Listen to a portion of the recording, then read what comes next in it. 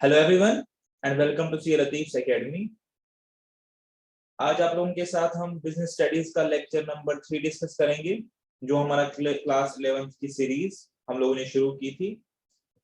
तो अभी तक हम लोगों ने जो बेसिक चीजें पढ़ी है उसमें ह्यूमन एक्टिविटीज पढ़ी है, उसमें हम लोगों ने इकोनॉमिक एक्टिविटी पढ़ी, नॉन इकोनॉमिक एक्टिविटी पढ़ी। इकोनॉमिक एक्टिविटी में हम लोगों ने 3 टाइप्स पढ़े, बिजनेस, प्रोफेशन, एम्प्लॉयमेंट, उनका हमने डिटेल्ड कंपैरिजन पढ़ा। और उसके बाद हमने एक और मिसलेनियस टॉपिक पढ़ा, बिजनेस एज इकोनॉमिक एक्टिविटी। और उसके अलावा हम लोगों ने बिजनेस के जो कैरेक्टरिस्टिक्स थे उनको एक्सप्लेन किया और ये समझा कि हम कैसे एक एक्टिविटी को बोल सकते हैं, वेदर इट इज बिजनेस और नॉट। ठीक है, तो अभी तक ये बातें आप लोगों के साथ डिस्कस हो गई है। तो आज जो टॉपिक से हम शुरू करने वाले हैं उस टॉपिक का नाम है क्लासिफिकेशन ऑफ बिजनेस एक्टिविटीज। ठीक है, तो आप देख पा रहे होंगे कि आप लोगों के सामने एक चार्ट अभी शो हो रहा है। तो मैंने इसको लिखा भी है नीचे, अडॉप्टेड फ्रॉम एनसीईआरटी। ये मैंने एनसीईआरटी की बुक से ये चार्ट लिया है। rather than कि मैं इसको नए से रीड्रॉ करता, तो मैं इसको एज इट इज वहां की बुक से आप लोगों के सामने रखा, बिकॉज ये एक डिटेल्ड चार्ट है और इसमें आज जो आपको पढ़ना है वो पूरा इस पर्टिकुलर फ्लो चार्ट में कवर हो गया है, जो चीजें आपको पढ़नी है। तो आज का टॉपिक हमारा है क्लासिफिकेशन ऑफ बिजनेस एक्टिविटीज। ठीक है, तो एक बार हम कुछ चीजों को रिकॉल करेंगे और समझेंगे कि आज हमारा क्या टॉपिक्स रहेंगे। ठीक है, हमने अभी तक आप लोगों के साथ क्या डिस्कस किया था, आपको याद होगा व्हाट इज बिजनेस। हमने कहा था कि बिजनेस उन सारी एक्टिविटीज को कलेक्टिवली बोलते हैं जो एनकम्पास करती है क्या क्या, प्रोडक्शन। पहला स्टेज प्रोडक्शन, चीजों को बनाना। दूसरा स्टेज चीजों को खरीदना। तीसरा स्टेज चीजों को ट्रांसफर करना यानी सेल करना, अगेंस्ट सम कंसिडरेशन, किसी मुआवजे के बदले। और क्यों करते हैं, पर्पस क्या रहता है, for earning some financial gain. तब भी हमने कहा था कि हम डेफिनेशन को प्रॉपर्ली एनालाइज करेंगे तो बिजनेस जो है वो 2 पार्ट्स में डिवाइड हो जाएगा। एक पार्ट को हम कहते हैं इंडस्ट्री और एक पार्ट को हम कहते हैं कॉमर्स। ठीक है, ये आप classification of business activities head में ये चीजें आप लिख सकते हैं। तो यहाँ पे मैं लिखूंगा क्लासिफिकेशन, अगर हम बिजनेस को ब्रेक करें कि बिजनेस में कौन कौन सी एक्टिविटीज हो सकती है, क्लासिफिकेशन ऑफ बिजनेस एक्टिविटीज। ठीक है, तो क्लासिफिकेशन जो पहली क्लासिफिकेशन होगी वो होगी इंडस्ट्री और दूसरी क्लासिफिकेशन होगी कॉमर्स। क्या होती है इंडस्ट्री? इंडस्ट्री बिजनेस या बिजनेस स्टडीज में वो कंपोनेंट है जो डील करते हैं with production of goods and services. तो जो कंपोनेंट बिजनेस का डील करेगा with production of goods and services, जहां पे हम ये पढ़ेंगे कि गुड्स और सर्विसेज को प्रोड्यूस कैसे किया जाता है। प्रोडक्शन का मतलब क्या होता है, नॉन एग्जिस्टेंस से एग्जिस्टेंस में आना, यानी जो भी प्रोडक्ट्स हम यूज करते हैं वो कहीं ना कहीं तो प्रोड्यूस हो रहे हैं। तो उनका जो प्रोडक्शन स्टेज है, यानी जहां पे वो वजूद में आते हैं, एग्जिस्टेंस में आते हैं, उस पर्टिकुलर क्लासिफिकेशन को हम बोलते हैं इंडस्ट्री। ठीक है, तो पहला कंपोनेंट हमारा बिजनेस स्टडीज का रहेगा, बिजनेस एक्टिविटीज का क्लासिफिकेशन का रहेगा इंडस्ट्री, और दूसरा रहेगा कॉमर्स। कॉमर्स का काम कहां से शुरू होता है, इंडस्ट्री के बाद। जब एक गुड इंडस्ट्री में बन जाएगा उसके बाद से कॉमर्स का रोल शुरू होता है, बिकॉज कॉमर्स किस चीज से रिलेटेड है, commerce deals with exchange of goods and services.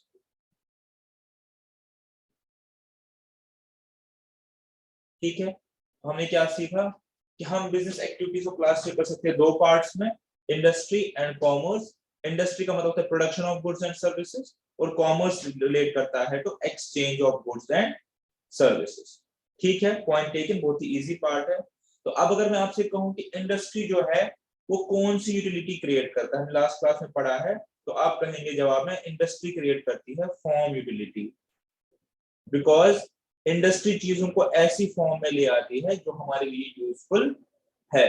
Industry चीजों को यूजलेस फॉर्म से कन्वर्ट करती है यूजफुल फॉर्म में। तो इंडस्ट्री बेसिकली कौन सी यूटिलिटी ब्रिंग करती है, ब्रिंग्स अबाउट फॉर्म यूटिलिटी। ठीक है, और कॉमर्स कौन सी यूटिलिटीज ब्रिंग करता है, कॉमर्स ब्रिंग करता है प्लेस यूटिलिटी और टाइम यूटिलिटी, ये भी हम आगे पढ़ेंगे। कॉमर्स ये 2 यूटिलिटी ब्रिंग करता है, बिकॉज कॉमर्स का रोल कहां से शुरू होता है, जब गुड्स फैक्ट्री में प्रोड्यूस हो जाते हैं, फिर उस प्रोडक्शन के बाद फिर क्या होगा, वो गुड्स जो है वो मुझे पहुंचाने हैं अल्टीमेट कंज्यूमर तक, तो वहां पे फिर कॉमर्स का रोल शुरू हो जाता है। और इंडस्ट्री प्लस कॉमर्स दोनों को इकट्ठे हम क्या बोलते हैं, इसको हम बोलते हैं बिजनेस। और ये हमने ऑलरेडी बिजनेस डेफिनेशन में पढ़ा हुआ है। ठीक है, अब इंडस्ट्री में भी हमारे पास सब टाइप्स है, हम नीचे आएंगे। पहला है प्राइमरी इंडस्ट्री, जो कि हम पढ़ेंगे डिटेल में, इसमें मैंने अलग से पीपीटी बनाई हुई है। ये बस चार्ट आपका आज का लेक्चर समझने के लिए है, आगे चीजों को अलग से हम डिटेल में पढ़ेंगे। सेकेंडरी इंडस्ट्री, और तीसरा है टेरिशरी इंडस्ट्री। ठीक है, इसको हम सर्विसेज भी बोलते हैं। इसके अलावा हमारे पास प्राइमरी इंडस्ट्री के दो टाइप सब टाइप्स है, एक्सट्रैक्टिव इंडस्ट्री और जेनेटिक इंडस्ट्री। ठीक है, सेकेंडरी हमारे पास एक मैन्युफैक्चरिंग इंडस्ट्री आती है और कंस्ट्रक्शन इंडस्ट्री आती है। और मैन्युफैक्चरिंग में हमारे पास चार और सब टाइप्स आते हैं, एनालिटिकल, सिंथेटिकल, प्रोसेसिंग और असेंबली। ये हो गए चार टाइप्स ऑफ इंडस्ट्री। तो कुल मिला के अगर हम इंडस्ट्री वाला कंपोनेंट देखें तो इसमें हमारे पास क्या सब टाइप्स रहते हैं, एक बार फिर से इसको एनालाइज करते हैं। बिजनेस दो पार्ट्स में है, इंडस्ट्री एंड कॉमर्स। इंडस्ट्री हमारे पास तीन टाइप्स है, प्राइमरी, सेकेंडरी और टेरिशरी। प्राइमरी के दो सब कंपोनेंट्स है, एक्सट्रैक्टिव और जेनेटिक। सेकेंडरी के और दो टाइप्स है, मैन्युफैक्चरिंग एंड कंस्ट्रक्शन। और मैन्युफैक्चरिंग के और चार टाइप्स है, analytical, synthetical, processing and assembly. ठीक है, तो ये पूरा कंपोनेंट हमारा इंडस्ट्री कवर हो जाएगा। उसके बाद हम मूव करेंगे कॉमर्स की तरफ। ठीक है, आई होप ये चार्ट आपके दिमाग में बैठ गया होगा। ये जो पूरा इस चार्ट में, एक चार्ट में पूरी डेफिनेशन है, ये जो पूरा चार्ट बना हुआ, जो इंफॉर्मेशन इस चार्ट में है, ये जो आपका क्वेश्चन एग्जाम में बनेगा, ये जो आपका कॉन्सेप्ट जो हमें पढ़ना है वो है क्लासिफिकेशन ऑफ बिजनेस एक्टिविटीज।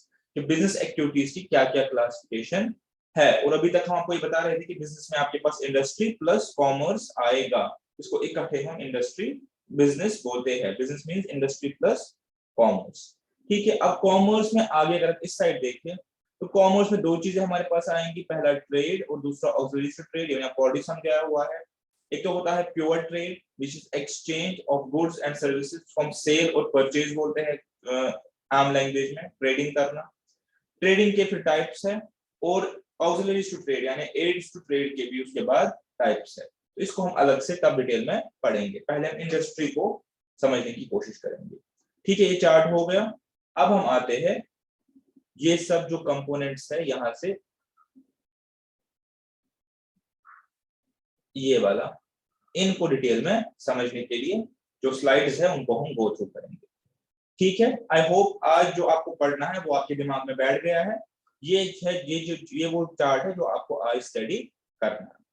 तो first thing first, industry business का वो वाला कंपोनेंट है, ये वो इकोनॉमिक एक्टिविटीज है। बिजनेस का वो कंपोनेंट है जो डील करता है विद प्रोडक्शन ऑफ गुड्स, और इंडस्ट्री जो है वो क्रिएट करती है फॉर्म यूटिलिटी, बिकॉज ये चीजों को उनकी यूजलेस फॉर्म से उनकी यूजफुल फॉर्म में जो है वो कन्वर्ट करके देता है। ठीक है, चलिए हम इंडस्ट्री को और थोड़ा सा समझने की कोशिश करेंगे। हमने सबसे पहले कहा आपको कि इंडस्ट्री के दो मेन सब टाइप्स है, प्राइमरी इंडस्ट्री और सेकेंडरी इंडस्ट्री। ठीक है, आप ये पढ़ते पढ़ते यही चीज याद रखेंगे कि जो इंडस्ट्री है वो डील करती है प्रोडक्शन ऑफ गुड्स, तो प्रोडक्शन के साथ डील करती है, ये चीज को आपको याद रखना है। उसके बाद आपको अकॉर्डिंगली इसके सब टाइप्स को जो है वो स्टडी करना है। तो पहला जो सब टाइप रहेगा इंडस्ट्री का, हम इंडस्ट्री को डिस्कस कर रहे हैं। ठीक है, तो वो रहेगा प्राइमरी इंडस्ट्री और सेकेंडरी इंडस्ट्री। ठीक है, एक बार इसको अब स्टार्ट करेंगे समझ। ठीक है, सबसे पहले एक बेसिक चीज समझते हैं। ठीक है, इस दुनिया में जो भी हमारे पास बेसिक सोर्सेस जो है, कौन से sources for satisfaction of human needs, हम सबको नेचर ने क्रिएट किया है, we are the childs of nature. तो हमारी जो भी बेसिक ह्यूमन रिक्वायरमेंट्स है, बेसिक नीड्स जो हमारी है, उनके सॉल्यूशन, उनके सेटिस्फेक्शन के लिए नेचर ने ऑलरेडी चीजें इस दुनिया में रखी हुई है। ठीक है, तो प्राइमरी इंडस्ट्री में मैं क्यों बोल रहा हूं primary industry? Primary means first, वो इंडस्ट्री जो डायरेक्टली डील करती है विद दो चीजों के साथ, एक नेचुरल रिसोर्सेज, क्योंकि मैंने आपको क्या कहा कि नेचर ने ऑलरेडी हमारे सेटिस्फेक्शन के लिए चीजें इस दुनिया में रखी हुई है, तो वो इंडस्ट्री जो डील करती है प्राइमरी सोर्स के साथ, फर्स्ट सोर्स के साथ, यानी natural resources and living species, चाहे उसमें जानवर हो, चाहे उसमें फिशरी हो, चाहे उसमें बर्ड हो, जो भी इंडस्ट्री डील करती है नेचुरल रिसोर्सेज के साथ या रिप्रोडक्शन ऑफ लिविंग स्पेशीज के साथ, उसको हम बोलते हैं प्राइमरी इंडस्ट्री। प्राइमरी इसीलिए बोलते हैं because directly deals with natural components, चाहे लिविंग कंपोनेंट्स चाहे नेचुरल रिसोर्स। ठीक है, तो क्या हम बोल सकते हैं what is primary industry? Primary industry वो इंडस्ट्री है जो डील करती है विद नेचर, और नेचर में किस चीज के साथ? नेचुरल रिसोर्सेज के साथ और एक लिविंग स्पीशीज के साथ, जो इन दो कंपोनेंट्स के साथ डील करती है, उस इंडस्ट्री को हम बोलते हैं प्राइमरी इंडस्ट्री। अब प्राइमरी इंडस्ट्री में हमने ऑलरेडी को कहा कि दो टाइप की होती है, एक्सट्रैक्टिव और जेनेटिक। अगर आप ध्यान से देखिए तो ये डेफिनेशन से ही आपको पता चलेगा कि दो टाइप क्यों बनाए गए हैं। डेफिनेशन में क्या कहा कि एक तो डील करती है एक्सट्रैक्शन या production of natural resources and reproduction of living species. ठीक है, तो अब इसके दो सब टाइप्स हैं। पहला सब टाइप इसका जो है वो मेरे पास कहलाएगा एक्सट्रैक्टिव इंडस्ट्री, और दूसरा कह रहेगा मेरे पास जेनेटिक इंडस्ट्री। अब एक्सट्रैक्टिव को समझते हैं। वर्ड एक्सट्रैक्शन क्या मतलब होता है? वर्ड एक्सट्रैक्शन का क्या मतलब होता है? एक्सट्रैक्शन का मतलब होता है किसी चीज से कोई फर्दर चीज को एक्सट्रैक्ट करना, निकालना। ठीक है, तो प्राइमरी इंडस्ट्री में पहला कंपोनेंट है एक्सट्रैक्टिव इंडस्ट्री का, वो इसलिए है बिकॉज ये डील करता है उन इंडस्ट्रियल आइटम्स के साथ, उन नेचुरल रिसोर्सेज के साथ जो हम एक्सट्रैक्ट करते हैं, जो हम रेज करते हैं, किससे?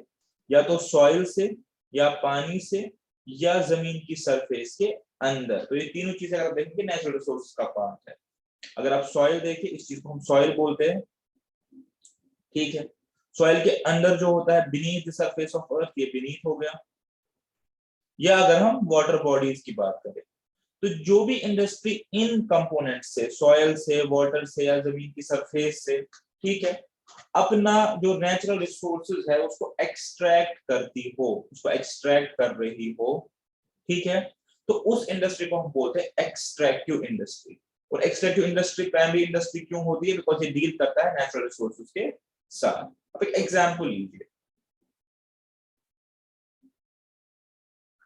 माइनिंग। माइनिंग आप समझते होंगे।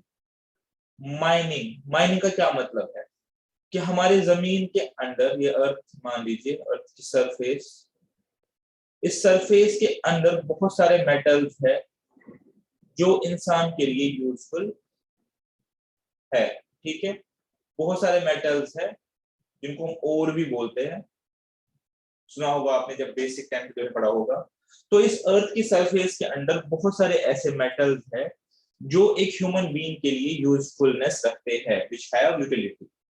तो इन मेटल्स को एक्सट्रैक्ट करने के लिए माइनिंग इंडस्ट्री है, जो क्या करते हैं, चाहे वो मेटल्स है चाहे वो नॉन मेटल्स है। कोयला, कोयला भी जमीन के नीचे ही बनता है, तो कोयले की अपनी माइनिंग इंडस्ट्री हो। तो मेटल्स या नॉन मेटल्स मैं लिखूंगा, हमारी जमीन के अंदर बहुत सारे मेटल्स या नॉन मेटल्स है विच हैव यूटिलिटी, जो एक इंसान के लिए यूजफुल है, इंसान के नीड्स को सेटिस्फाई करने के लिए वो यूजफुल है। तो उन चीजों की यूटिलिटी है।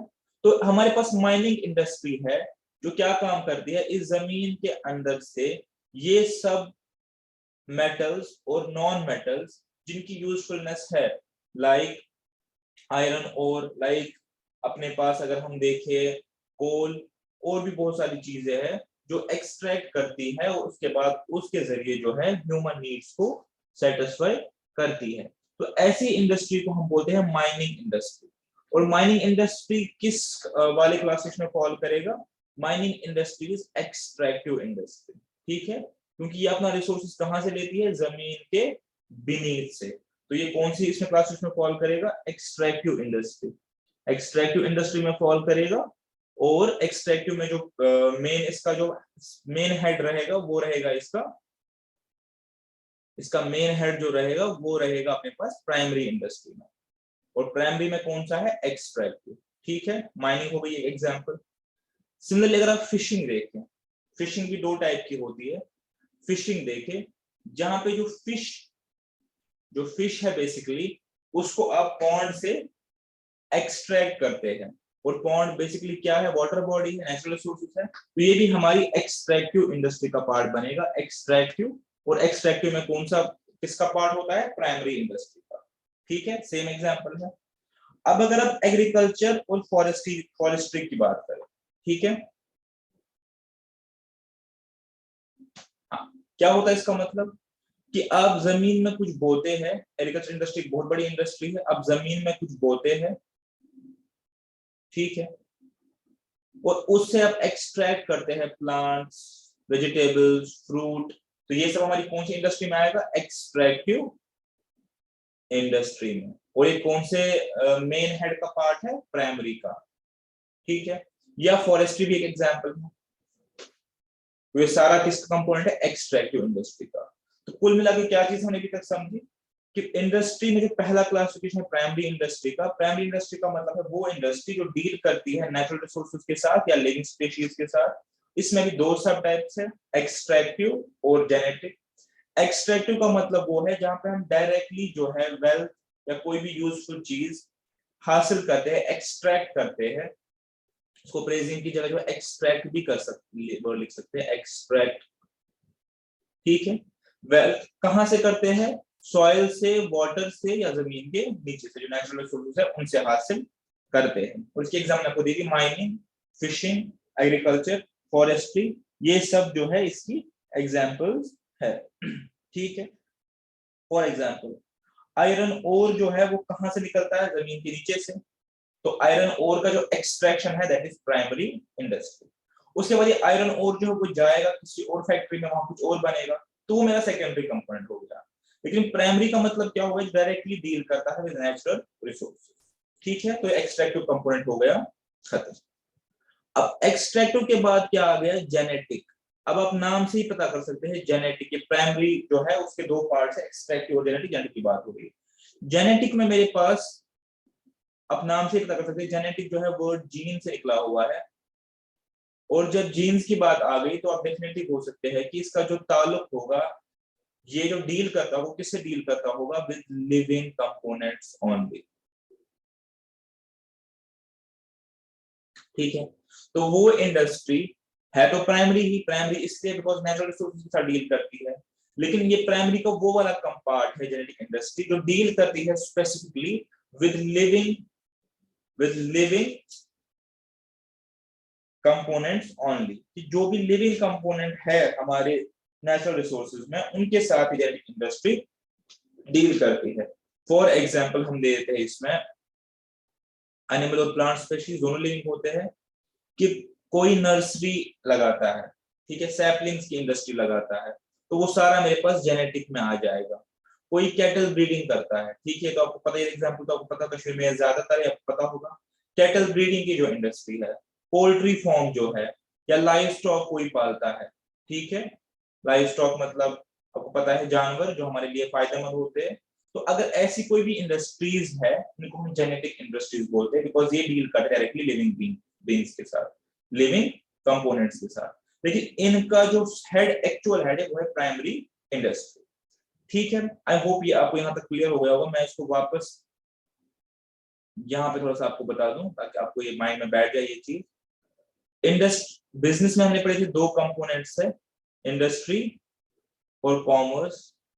अभी हम इसको पढ़ रहे हो, इसमें हमारे पास दो हेड्स हैं मेन, प्राइमरी और सेकेंडरी। ठीक है, अभी हम यहाँ पे प्राइमरी में हमने पढ़ा था जो डील करता है नेचुरल रिसोर्सेज के साथ, या नेचुरल रिसोर्सेज के साथ, या जो लिविंग स्पीशीज है जो नेचर ने ऑलरेडी प्रोवाइड की है उनके साथ जो डील करता है। इसमें हमने पढ़ा था प्राइमरी में एक आएगा जेनेटिक, और जेनेटिक के बाद एक दूसरा क्या आएगा इसमें, एक्सट्रैक्टिव। ठीक है, दोनों प्राइमरी। एक्सट्रैक्टिव डील करता है विद एक्सट्रैक्शन, ठीक है, एक्सट्रैक्शन ऑफ नेचुरल रिसोर्सेज, किससे? फ्रॉम सॉइल, या जमीन की सरफेस के नीचे से, या पानी से। तो इसमें हमने कहा था फिशिंग आएगा, माइनिंग आएगा, एग्रीकल्चर आएगा। एग्रीकल्चर तो मेन है प्राइमरी एक्टिविटीज, जहाँ पे हम जमीन की सरफेस से उगाते हैं सारे फूड्स, फ्रूट्स, वेजिटेबल्स जो हम अपने लिए यूज करते हैं। बट चूंकि डायरेक्टली रिलेटेड टू नेचर है तो हम इसको बोलते हैं प्राइमरी इंडस्ट्रीज। ठीक है, नेचुरल रिसोर्सेज का यूज होते हैं। जेनेटिक में ओनली लिविंग स्पीशीज, चाहे उसमें पोल्ट्री आए, कैटल फार्मिंग आए, या और भी टाइप की ऐसी चीज आए, सैपलिंग्स और वगैरह वगैरह की चीजें इसमें आए। अब इसमें कंफ्यूजन हो सकती है कि एक्सट्रैक्टिव हमने एग्रीकल्चर की बात की, एग्रीकल्चर की बात की, और यहाँ पे हमने बात की नर्सरी या सैपलिंग्स। ठीक है, अब अगर सैपलिंग्स का नेचर देखें या नर्सरी का नेचर देखें तो एग्रीकल्चर और सैपलिंग में एक मेन फर्क है। एग्रीकल्चर में जो प्रोडक्शन है वो डायरेक्टली एक्सट्रैक्ट होती है थ्रू सॉइल, इसमें सैपलिंग में ऐसा नहीं है, वो आप बाहर ही सैपलिंग को जनरेट कर सकते हैं। तो ये एक्सट्रैक्टिव का पार्ट बनेगा। फिशिंग हमने कहा था एक्सट्रैक्टिव में फॉल करता है, बिकॉज हम एक्सट्रैक्ट करते हैं फिश फ्रॉम वाटर। लेकिन अगर हम फिश हैचरी की बात करें, फिश हैचरीज होती है, तो वो मेरे पास जेनेटिक इंडस्ट्री में आएंगे। वहां पे आप फिश हैचरी यहां से क्रिएट करते हैं। लेकिन जो फिश ऑलरेडी एग्जिस्ट करती है नेचुरली पानी में, हमारे पास बहुत सारी वाटर बॉडीज जहाँ पे नेचुरली फिश एग्जिस्ट कर रही है, तो उस केस में जो है फिश की एक्सट्रैक्शन जो है वो मेरे पास एक्सट्रैक्टिव इंडस्ट्री में आएगा। लेकिन जहां पे फिश एग्जिस्ट नहीं कर रही है और आप एक आर्टिफिशियल पॉन्ड लगा रहे हैं, आर्टिफिशियल तालाब में आप फिश हैचरी बना रहे हैं, फिश का जो सीड है वो डाल रहे हैं ताकि वो फिश हैच हो जाए, तो वो इंडस्ट्री मेरे पास किस में आती है? जेनेटिक इंडस्ट्री में आती है। ठीक है, आई होप ये पहला कंपोनेंट आपका इसमें क्लियर हो गया होगा। तो अब प्राइमरी की तरफ बढ़ना है सेकेंडरी की तरफ। अब सेकेंडरी तो आपके लिए समझना बहुत आसान होगा।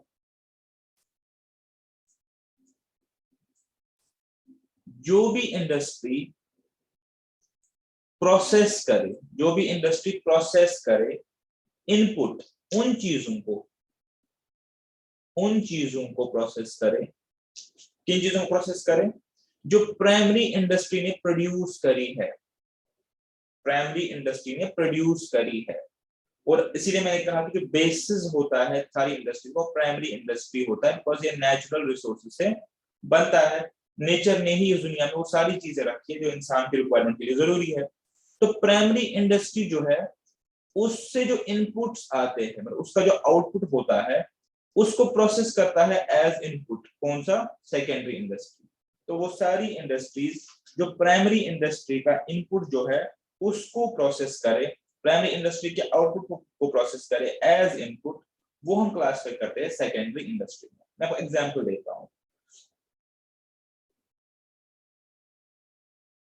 तो दो एग्जांपल्स देता हूं फिर हम सेटल में जाएंगे।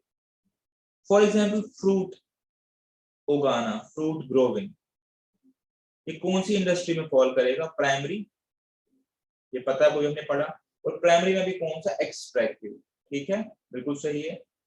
अच्छा, अब इस इंडस्ट्री का जो आउटपुट है वो क्या होगा? एप्पल। एग्जाम्पल के ऊपर फ्रूट एप्पल। अब इस एप्पल को मैं फैक्ट्री में ले आऊंगा, तो फैक्ट्री यहाँ, एप्पल यहाँ पे आउटपुट है प्राइमरी इंडस्ट्री का। बट सेकेंडरी इंडस्ट्री के लिए एप्पल मेरा क्या बनेगा? इनपुट बनेगा। और इस एप्पल को मैं कन्वर्ट करूंगा एप्पल जूस में। तो जो इंडस्ट्री इस एप्पल को एप्पल जूस में कन्वर्ट करे वो इंडस्ट्री फॉल करेगी सेकेंडरी इंडस्ट्री में, बिकॉज ये प्राइमरी प्रोडक्ट जो है प्राइमरी इंडस्ट्री के प्रोडक्ट को एज ए इनपुट प्रोसेस करता है। एक और एग्जांपल ले दीजिए, कॉटन, ग्रोइंग ऑफ कॉटन क्या मेरे पास है? Primary industry. और प्राइमरी में मेरे पास कौन सी है? एक्सट्रैक्टिव। पता है कॉटन कहां से निकलता है। ठीक है, अब ये कॉटन आएगा एक गारमेंट्स की इंडस्ट्री में, जहां पे कॉटन को कन्वर्ट होगा रेडीमेड गारमेंट्स। ठीक है, तो ये हो गया प्राइमरी, और ये गारमेंट वाली इंडस्ट्री क्या हो गई? Secondary industry.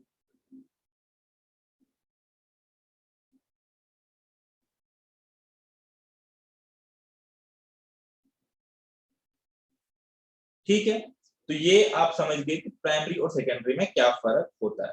तो प्राइमरी मैंने आपको ऑलरेडी बता दिया था, सेकेंडरी मेरे पास वो इंडस्ट्री है जो प्रोसेस करती है इनपुट प्राइमरी इंडस्ट्री का। ठीक है, प्राइमरी इंडस्ट्री का। अब इस सेकेंडरी इंडस्ट्री की मैं कहा था दो टाइप्स है, मैन्युफैक्चरिंग एंड कंस्ट्रक्शन। बहुत ध्यान से देखेंगे, मैन्युफैक्चरिंग एंड कंस्ट्रक्शन। ठीक है, मैन्युफैक्चरिंग का मतलब क्या होता है और कंस्ट्रक्शन का मतलब क्या होता है। मैन्युफैक्चरिंग के आगे चार सब टाइप्स है, वो भी हम देखेंगे। मैन्युफैक्चरिंग इंडस्ट्री का क्या मतलब होता है, जो कन्वर्ट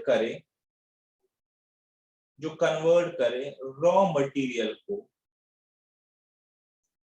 इनटू फिनिश्ड गुड्स। ठीक है, उसको मैन्युफैक्चरिंग बोलते हैं, बनाना।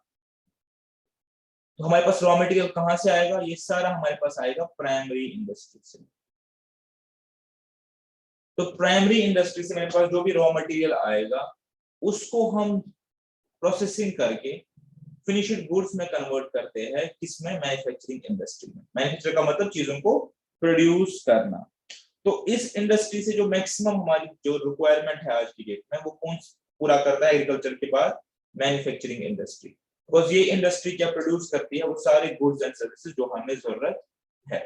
Other than agriculture products, food products, आप देखिए जो भी चीजें आपके पास आती है मैन्युफैक्चरिंग इंडस्ट्री से आती है। लाइक आपके घरों में टीवी आ रहा है, फ्रिज आ रहा है, वॉशिंग मशीन आ रही है, आप जो कपड़े यूज करते हैं, आप जो कारपेट्स बिछाते हैं, आप जो भी कर्टन्स घर में लगाते हैं, घर की एग्जांपल दे रहा हूं, आप अपने सामने देख सकते हैं।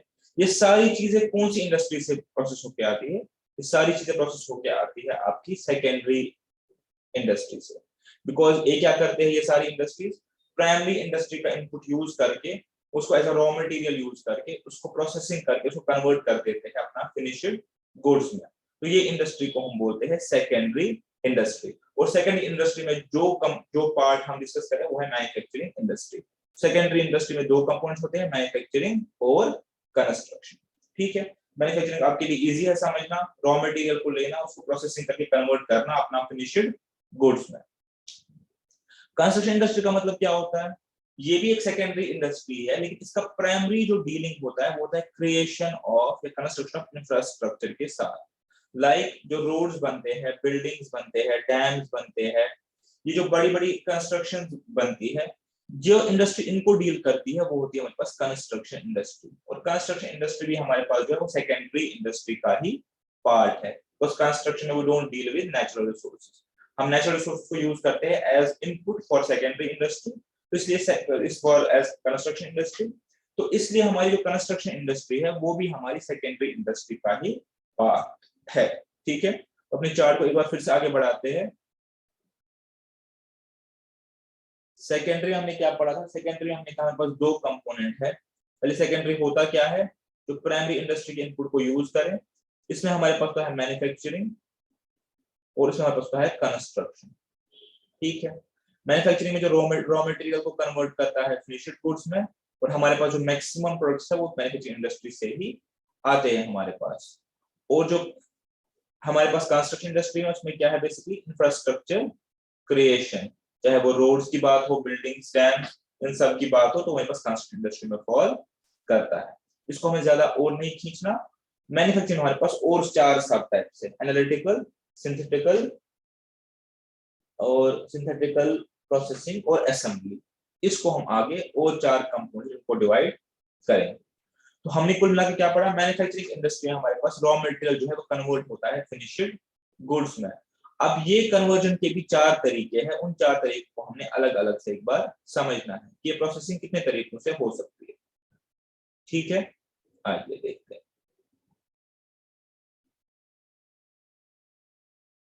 Types of manufacturing industry. ठीक है, प्राइमरी हो गया, पहले सेकेंडरी हो गया। प्राइमरी में हमारे पास क्या हो गया, एक्सट्रैक्टिव और जेनेटिक, वो चीजें हो गई। सेकेंडरी हमारे पास मैन्युफैक्चरिंग और कंस्ट्रक्शन, वो भी हो गया। अब मैन्युफैक्चरिंग में हमारे पास चार है, एनालिटिकल, प्रोसेसिंग, सिंथेटिकल और असेंबली। अब वो चार हम अपने पास एक बार समझने की कोशिश करेंगे कि मैन्युफैक्चरिंग कितने कितने तरीकों से हो सकती है।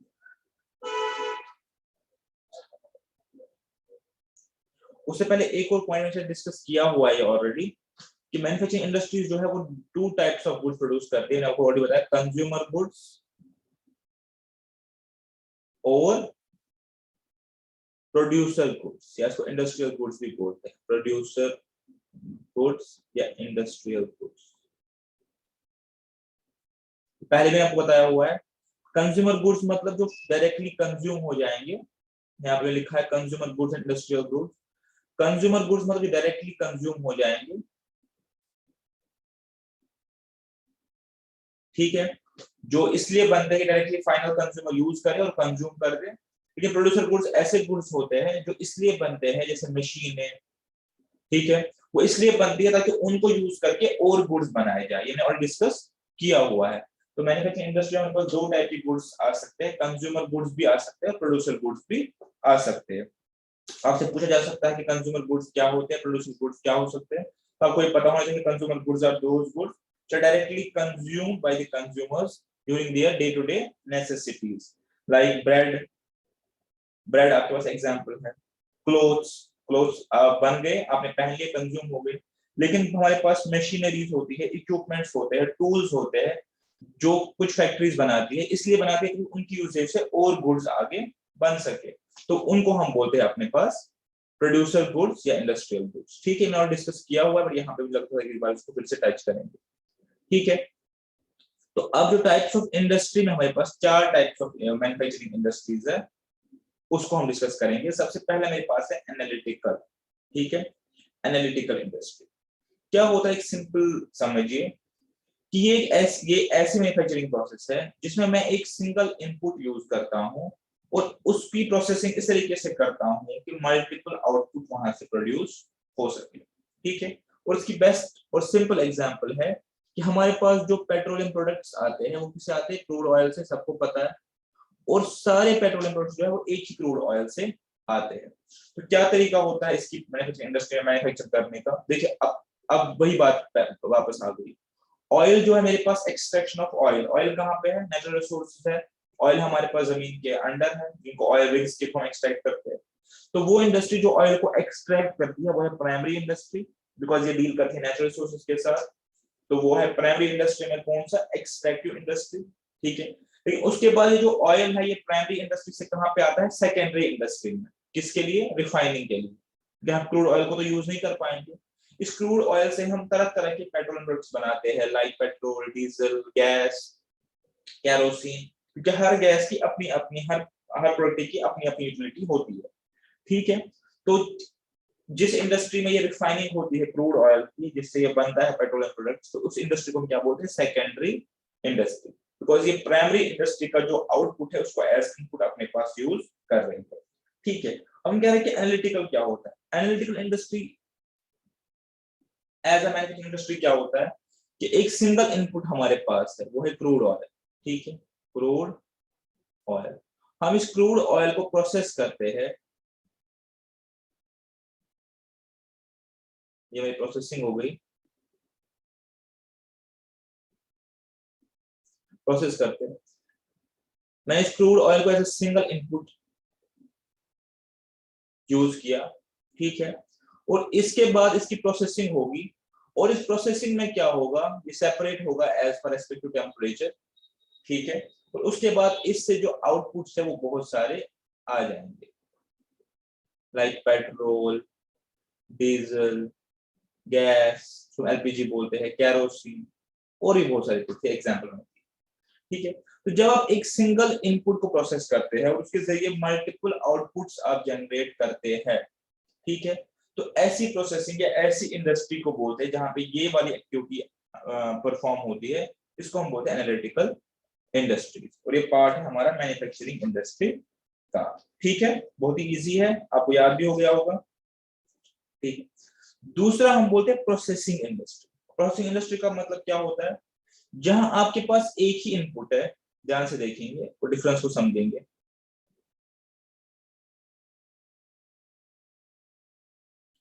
और इस इनपुट को आप वेरियस प्रोसेसेस के थ्रू, ये इनपुट बहुत सारी प्रोसेसेस के बाद बन के अपना आउटपुट बन जाता है। लाइक कॉटन इंडस्ट्री एग्जांपल लेते हैं, कॉटन हम कैसे बनाते हैं, देखिए सबसे पहले जो हमारे पास कॉटन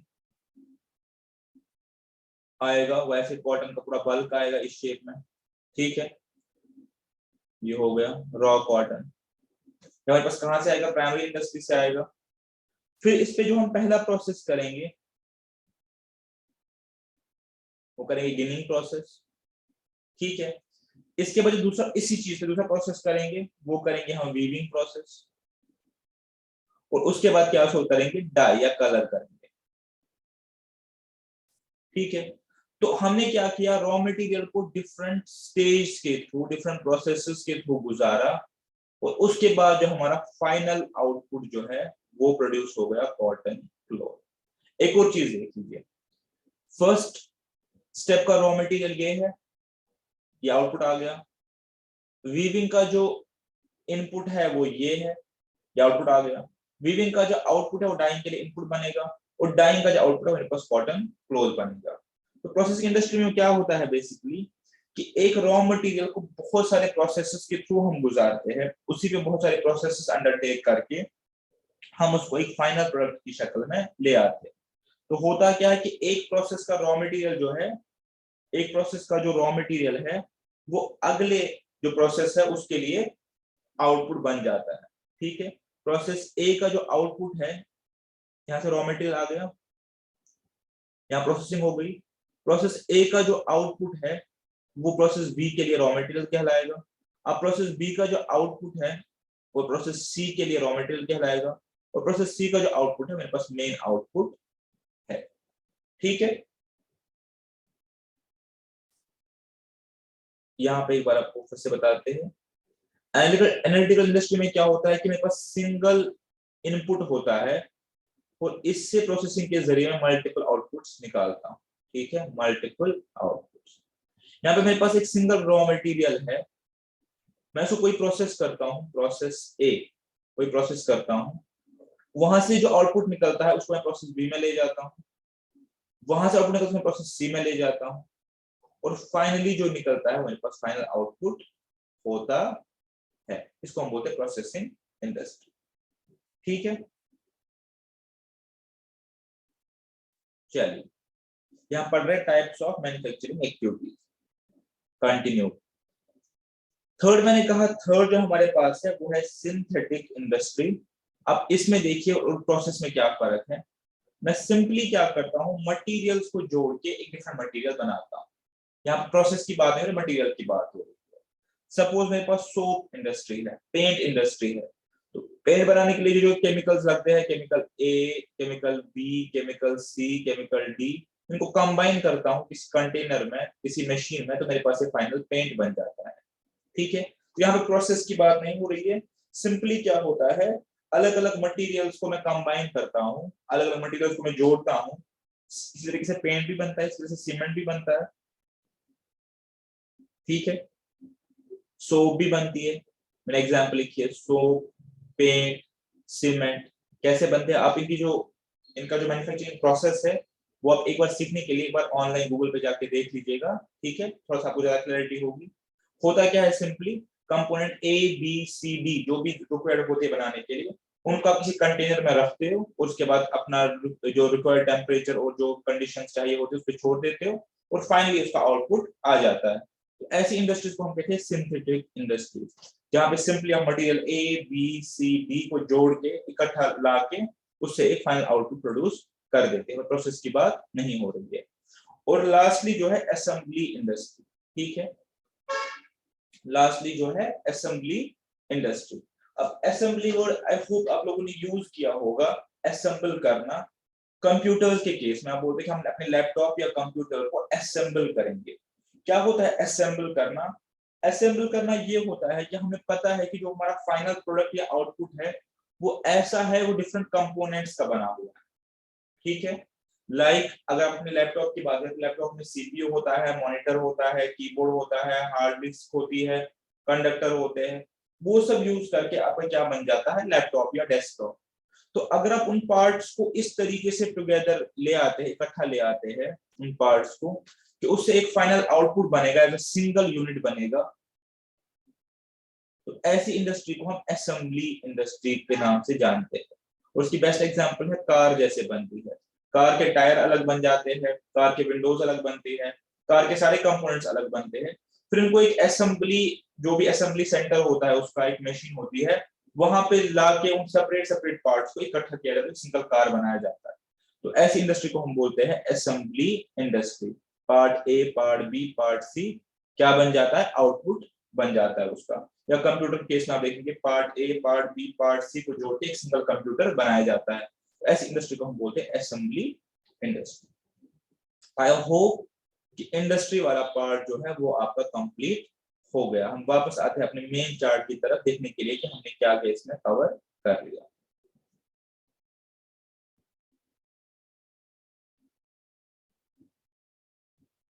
हाँ, ये मेरे पास इंडस्ट्री वाला कंपोनेंट जो पूरा कवर हो गया कि मेरे पास बिजनेस क्लासिफिकेशन में क्या आता है, इंडस्ट्री और कॉमर्स। इंडस्ट्री में मैंने प्राइमरी सेकेंडरी आपको बता दिया, एक्सट्रैक्टिव जेनेटिक बता दिया, मैन्युफैक्चरिंग कंस्ट्रक्शन बता दिया, और मैन्युफैक्चरिंग के 4 टाइप जो भी आपको बता दिया। अब बचा मेरे पास तीसरा सेक्टर जो है, मैंने कहा टेरिटरी इंडस्ट्री। इसको मैं सर्विस इंडस्ट्री भी बोलता हूँ। इसका नाम क्या, इसका काम बेसिकली क्या है, इन दो इंडस्ट्रीज को फैसिलिटेट करना, इन दो इंडस्ट्रीज को फैसिलिटेट करना। अगर मैं बोलूं ये सेम है एज गुड एज दिस, ठीक है, ये और ये इक्वल है, ये एक और जोड़ लीजिए आप, कम्युनिकेशन, उसको हम भी पढ़ेंगे तो इसीलिए आप घबराइए मत। ये जो है ये सेम ये चीज है, तो जब इसको पढ़ेंगे तो हम यही पढ़ेंगे। जैसे यहाँ पे ट्रेड को फैसिलिटेट करने के लिए ऑक्सिलरीज टू ट्रेड है, वैसे इंडस्ट्री को फैसिलिटेट करने के लिए सेम ऑक्सिलरीज है, और उसको हम बोलते हैं सर्विस इंडस्ट्री। ठीक है, जो हेल्प करती है प्राइमरी और सेकेंडरी इंडस्ट्री को अपना स्मूथ प्रोसेसिंग के लिए। ठीक है, और सर्विस इंडस्ट्री जो हम बोलते हैं बैकबोन ऑफ इंडस्ट्री, बिकॉज यही हेल्प करती है इन दोनों इंडस्ट्रीज को स्मूथली रन करने में। तो जब हम इसको यहाँ पढ़ेंगे डिटेल में, जब हम इधर इसको पढ़ेंगे डिटेल में, तो ये सेम जो यहाँ पे है यही ये है। जैसे ये प्राइमरी और सेकेंडरी को हेल्प, इंडस्ट्री को हेल्प करती है, सिमिलरली ये जो है ट्रेड, इसको जो ऑक्सिलरी टू ट्रेड हेल्प करते हैं, सिमिलरली ये है। जब हम इसको एक्सप्लेन डिटेल में पढ़ेंगे तो आप समझ लीजिए कि आपने ये यहाँ पे ये वाला भी पढ़ लिया। ठीक है, तो अब हमें आगे जो पढ़ना है वो पढ़ना है कॉमर्स। अब इंडस्ट्री तो हो गया जो प्रोडक्शन के साथ डील करे। कॉमर्स कौन सा कंपोनेंट है, डील करे विद एक्सचेंज ऑफ गुड्स, तो डील करे with exchange of goods and services. जब एक बार इंडस्ट्री ने अपना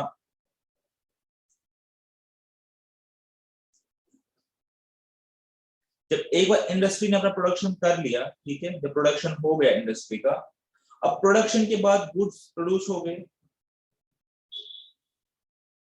तो यहाँ पे काम खत्म हो जाता है बिजनेस का, आंसर इज नो। यहाँ से बिजनेस का काम खत्म नहीं होगा, यहाँ पे इंडस्ट्री का काम खत्म हो गया, बिकॉज इंडस्ट्री का काम था गुड्स प्रोड्यूस करना।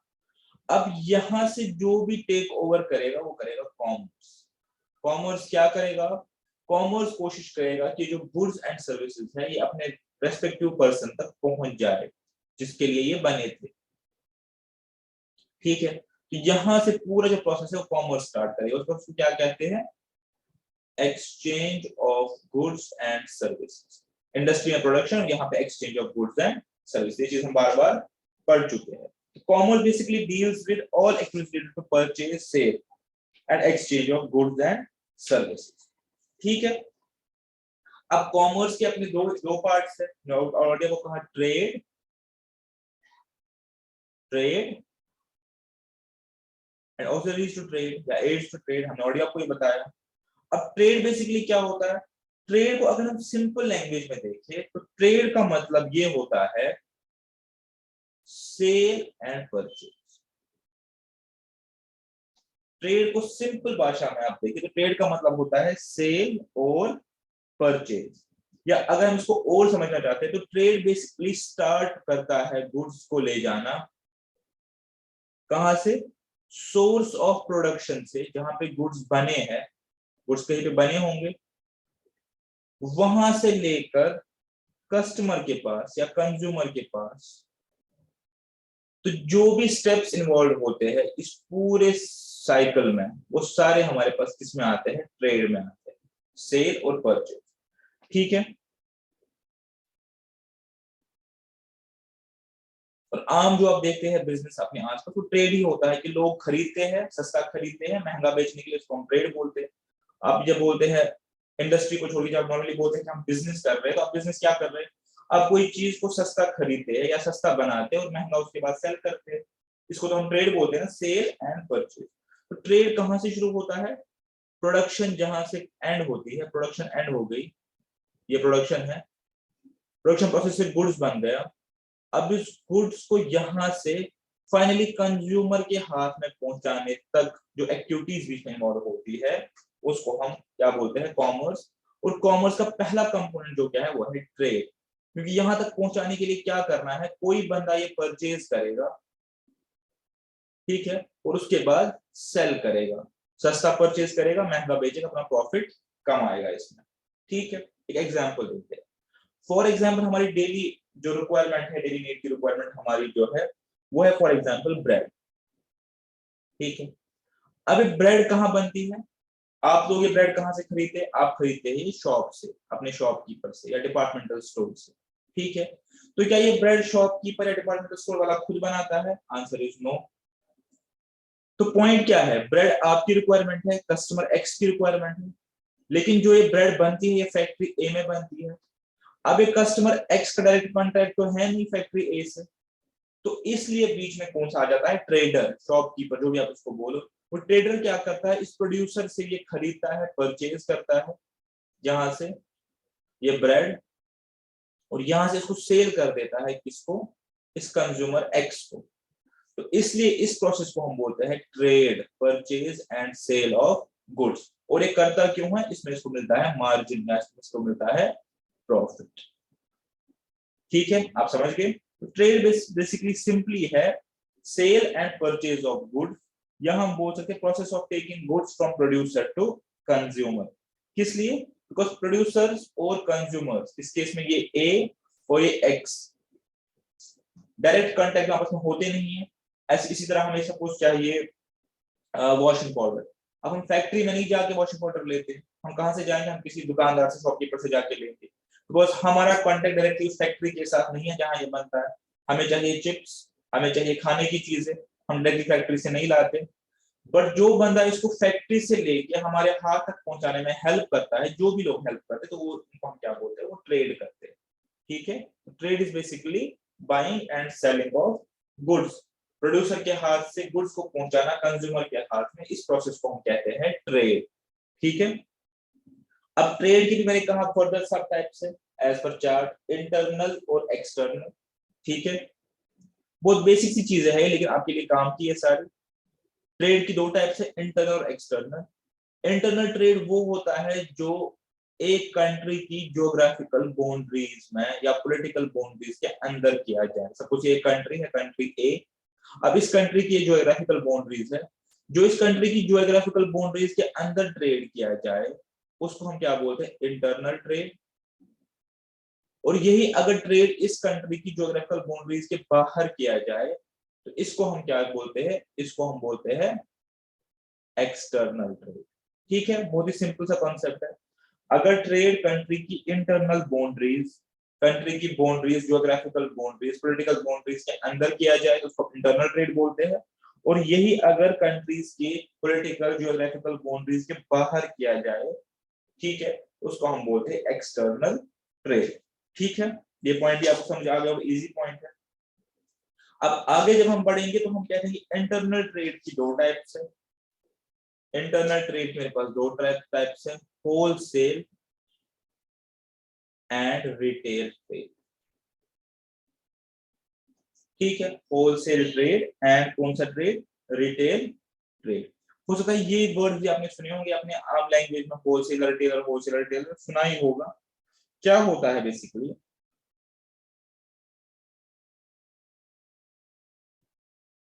एक बार इस प्रोसेस को थोड़ा सा समझते हैं।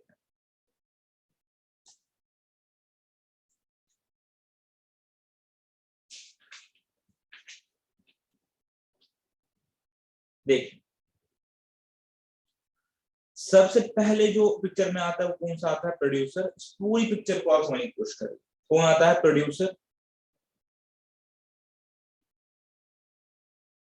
अभी हम इंटरनल ट्रेड की बात कर रहे हैं, एक्सटर्नल की बात से बात करेंगे। प्रोड्यूसर ये कौन से बिजनेस एक्टिविटी में इन्वॉल्व होता है, इंडस्ट्री, बिकॉज ये कोई प्रोडक्ट को बनाता है, कोई प्रोडक्ट को बनाता है। अभी हम एग्जांपल लेते हैं ब्रेड वाली, सबसे सिंपल एग्जांपल, ठीक है। अब प्रोड्यूसर क्या करेगा, प्रोड्यूसर अपने पास से 1000 पीस ब्रेड के बनाएगा डेली, ठीक है, एक एग्जांपल को समझ लीजिए कि 1000 पीस ब्रेड के डेली प्रोड्यूसर बनाएगा। ठीक है, अब इसको पता है कि मेरे जो है 1000 कस्टमर, इसलिए वो 1000 बनाता है, तो हमारे पास 1000 कस्टमर इसके होने चाहिए जो डिमांड इसने दिमाग में रखी है 1000 पीसेस डेली के बनाए हुए। ठीक है, अब इस प्रोड्यूसर के पास जो इसके कंज्यूमर्स है वो कंज्यूमर अलग अलग जगह पे लोकेटेड है। ऐसा नहीं है कि एक ही मोहल्ले में, एक ही लोकेलिटी में, एक ही जगह पे इसके अपने जो है कंज्यूमर लोकेटेड है, वो अलग अलग जगह पे लोकेटेड है। ठीक है, और हर जगह पे अपने अपने 10, 20, 30 कस्टमर्स है। अब आपको भी पता है कि हर मोहल्ले के, हर लोकेलिटी के बाहर एक शॉपकीपर होता है जो एक ब्रेड सेल करता है। ठीक है, तो अब मैं इसको यहां ले आता हूं कि ये है लोकेलिटी ए, ये है लोकेलिटी बी, ये है लोकेलिटी सी और ये है लोकेलिटी डी में जायजा। और इसके आगे सपोज 250 कस्टमर, इसके सपोज 250 कस्टमर, ये एग्जांपल है, कम होंगे 250 और 250। ठीक है, 250, 250, 250, 250। ठीक है, आप समझ गए ये प्रोसेस है। ये मेरे पास अल्टीमेट कौन से कंज्यूमर्स जिनको ये चीजें खरीदनी है, ये प्रोड्यूसर, ये इंडस्ट्री, और ये मेरे पास कंज्यूमर्स 1000 हो गए। ठीक है, और ये अपने अपने लोकल शॉपकीपर से ये लेंगे। हमने अभी समझा कि जो शॉपकीपर ये ट्रेड कर रहा है बिकॉज ये कर रहा है सेल और परचेज। अब जो ये इंडस्ट्री वाला है, ये जो इंडस्ट्री वाला है ये क्या करते हैं, डायरेक्टली इनको सेल नहीं करता शॉपकीपर्स, ये सेल करता है एक बड़े ट्रेडर को, बोलते हैं बड़ा ट्रेडर। बड़े ट्रेडर को क्या बोलते हैं, होलसेल में, जो होल में, होल का मतलब क्या, टुकड़ों में नहीं, तो टुकड़ों में नहीं, होल में पूरे की पूरी प्रोड्यूस जो है वो खरीद लेता है। ठीक है, और ये होलसेलर क्या करेगा, ये आगे आप लोगों को सेल नहीं करेगा, ये इन छोटे छोटे शॉपकीपर्स को सेल करेगा जिनको हम बोलते हैं रिटेलर्स। ठीक है, तो इसके बीच में क्या होगा, इसके बीच में दो बड़े होल, एक दो तीन बड़े डीलर होंगे। तो ये सेल करेगा सपोज एक्स को और ये सेल करेगा सपोज वाई को, तो ये बन गए होल सेलर। ठीक है, तो ये होलसेलर 500 पीस उठाएगा, ये एग्जांपल है सारी, ये 500 पीस उठाएगा। अब ये 500 में से इसको और इसको देगा, और ये 500 में से इसको और इसको देगा।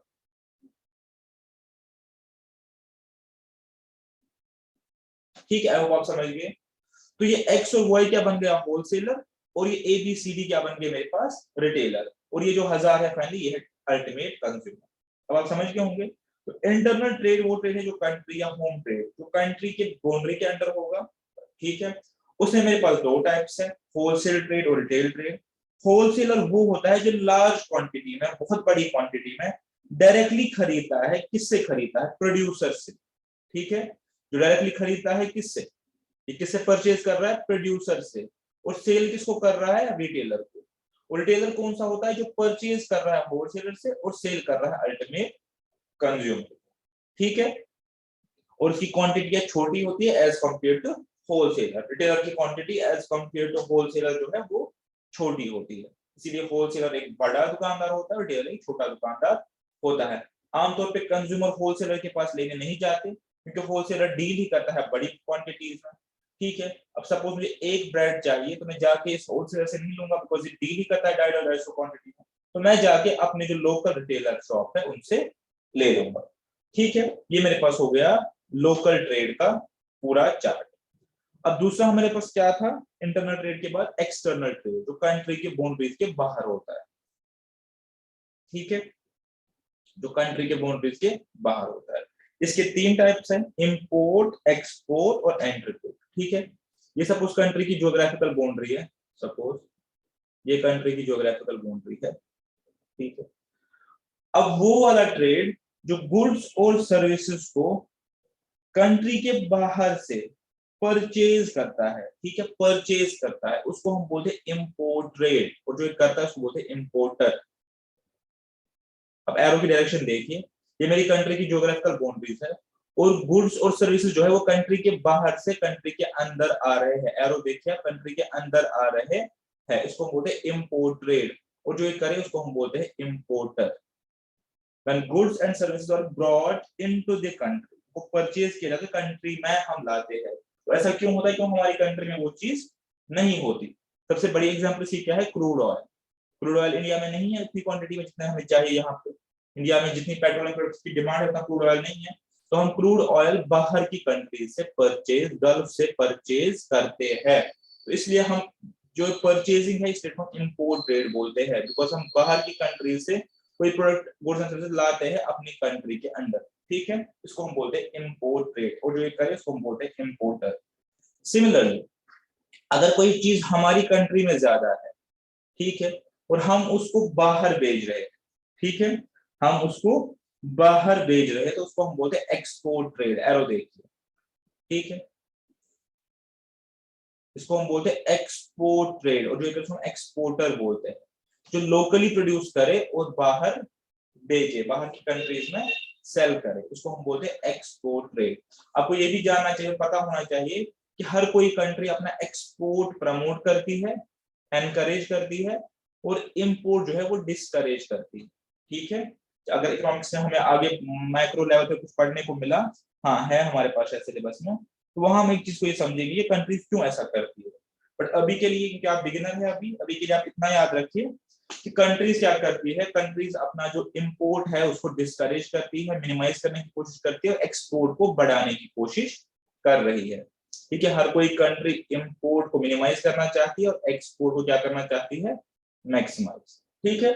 तो एक्सटर्नल ट्रेड में मेरे पास क्या आ गया, इंपोर्ट और एक्सपोर्ट। एक तीसरा भी होता है, उसको बोलते हैं एंट्रीपोर्ट, ठीक है।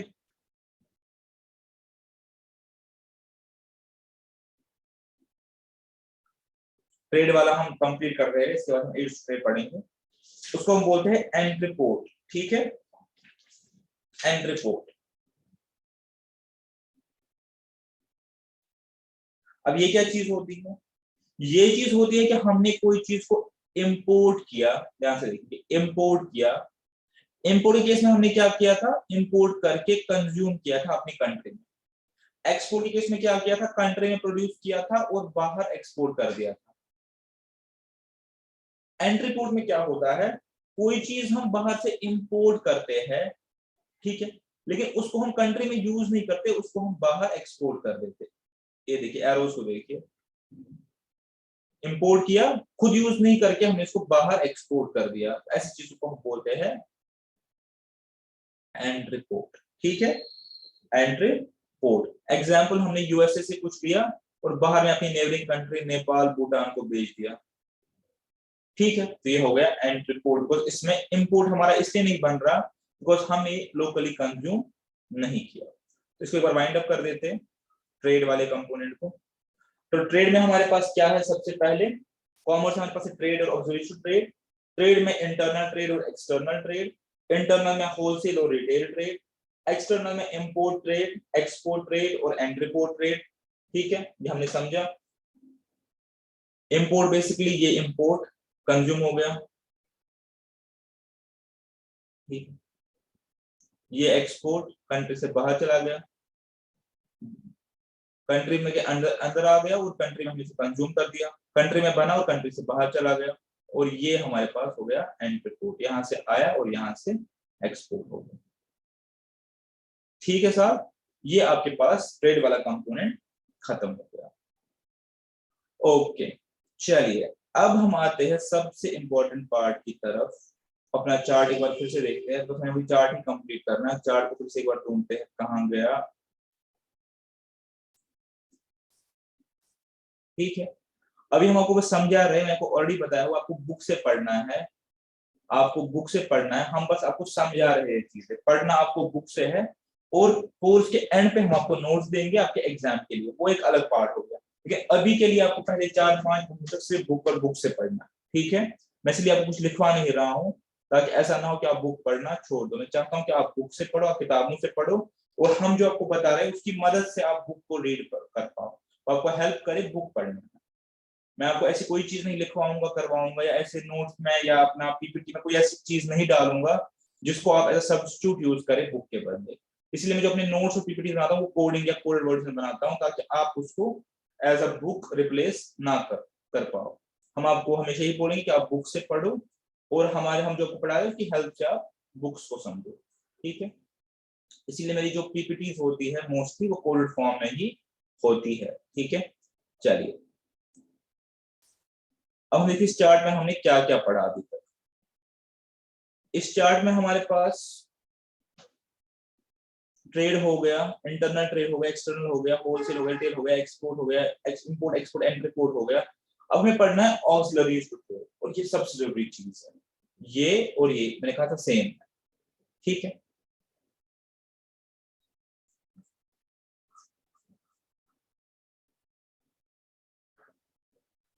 अब आपको यहां मेरे साथ समझना, बहुत ध्यान से समझेंगे। हमने आपको डे 1 से कहा है कि हमारे पास कॉमर्स जो है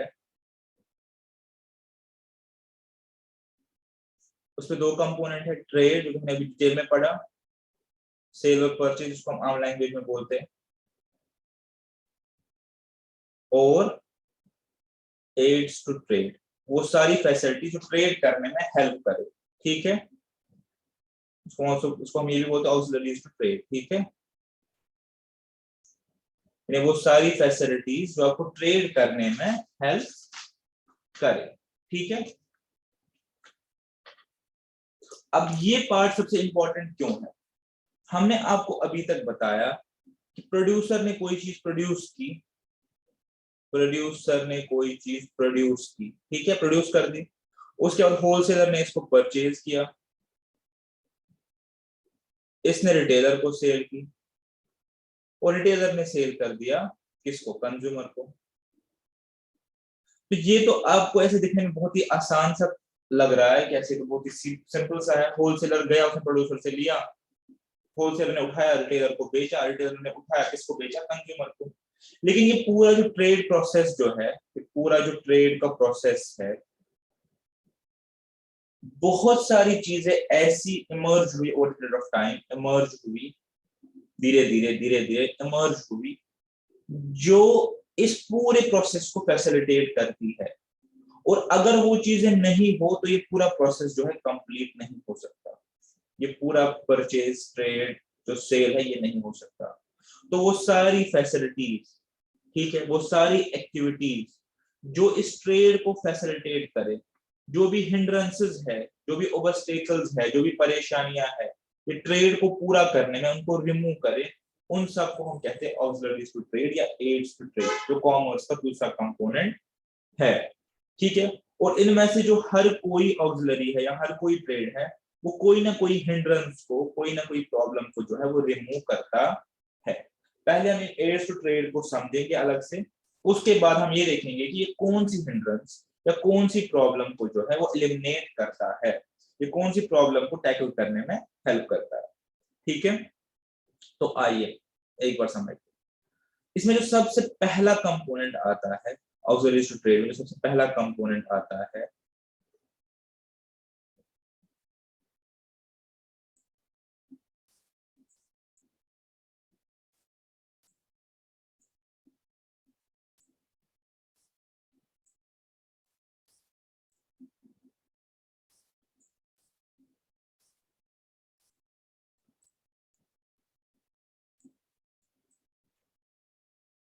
इसमें जो पहला कंपोनेंट आता है वो आता है हमारे पास, वो हम बोलते हैं बैंक। ठीक है, अब ध्यान से समझेंगे आप लोग। आई होप आपको बैंकिंग के बारे में बेसिक बेसिक चीजें पता होंगी, बिकॉज आप अभी 10th में है नो डाउट, लेकिन बैंकिंग से आप लोग का एक्सपोजर होगा, आप समझते होंगे कि बैंक क्या काम करते हैं। ठीक है, बैंकिंग इंडस्ट्री के बारे में कुछ थोड़ी बहुत जानकारी होगी, आप लोगों के बैंक अकाउंट भी होंगे आई होप, तो इसलिए आपको थोड़ा सा फेमिलियरिटी तो बैंक के साथ होगा। ठीक है, बैंक बेसिकली क्या होता है? एक ऐसा बिजनेस इंस्टीट्यूशन है जो डील करता है पैसे के साथ। ठीक है, अब एक इंस्टीट्यूशन है ये, इसका क्या काम है? ये लोगों से, ठीक है, लोगों से उनकी सेविंग्स जो है वो लेता है, अपने पास रखता है ये सेविंग, और ये सेविंग्स और लोगों को देता है एज अ लोन।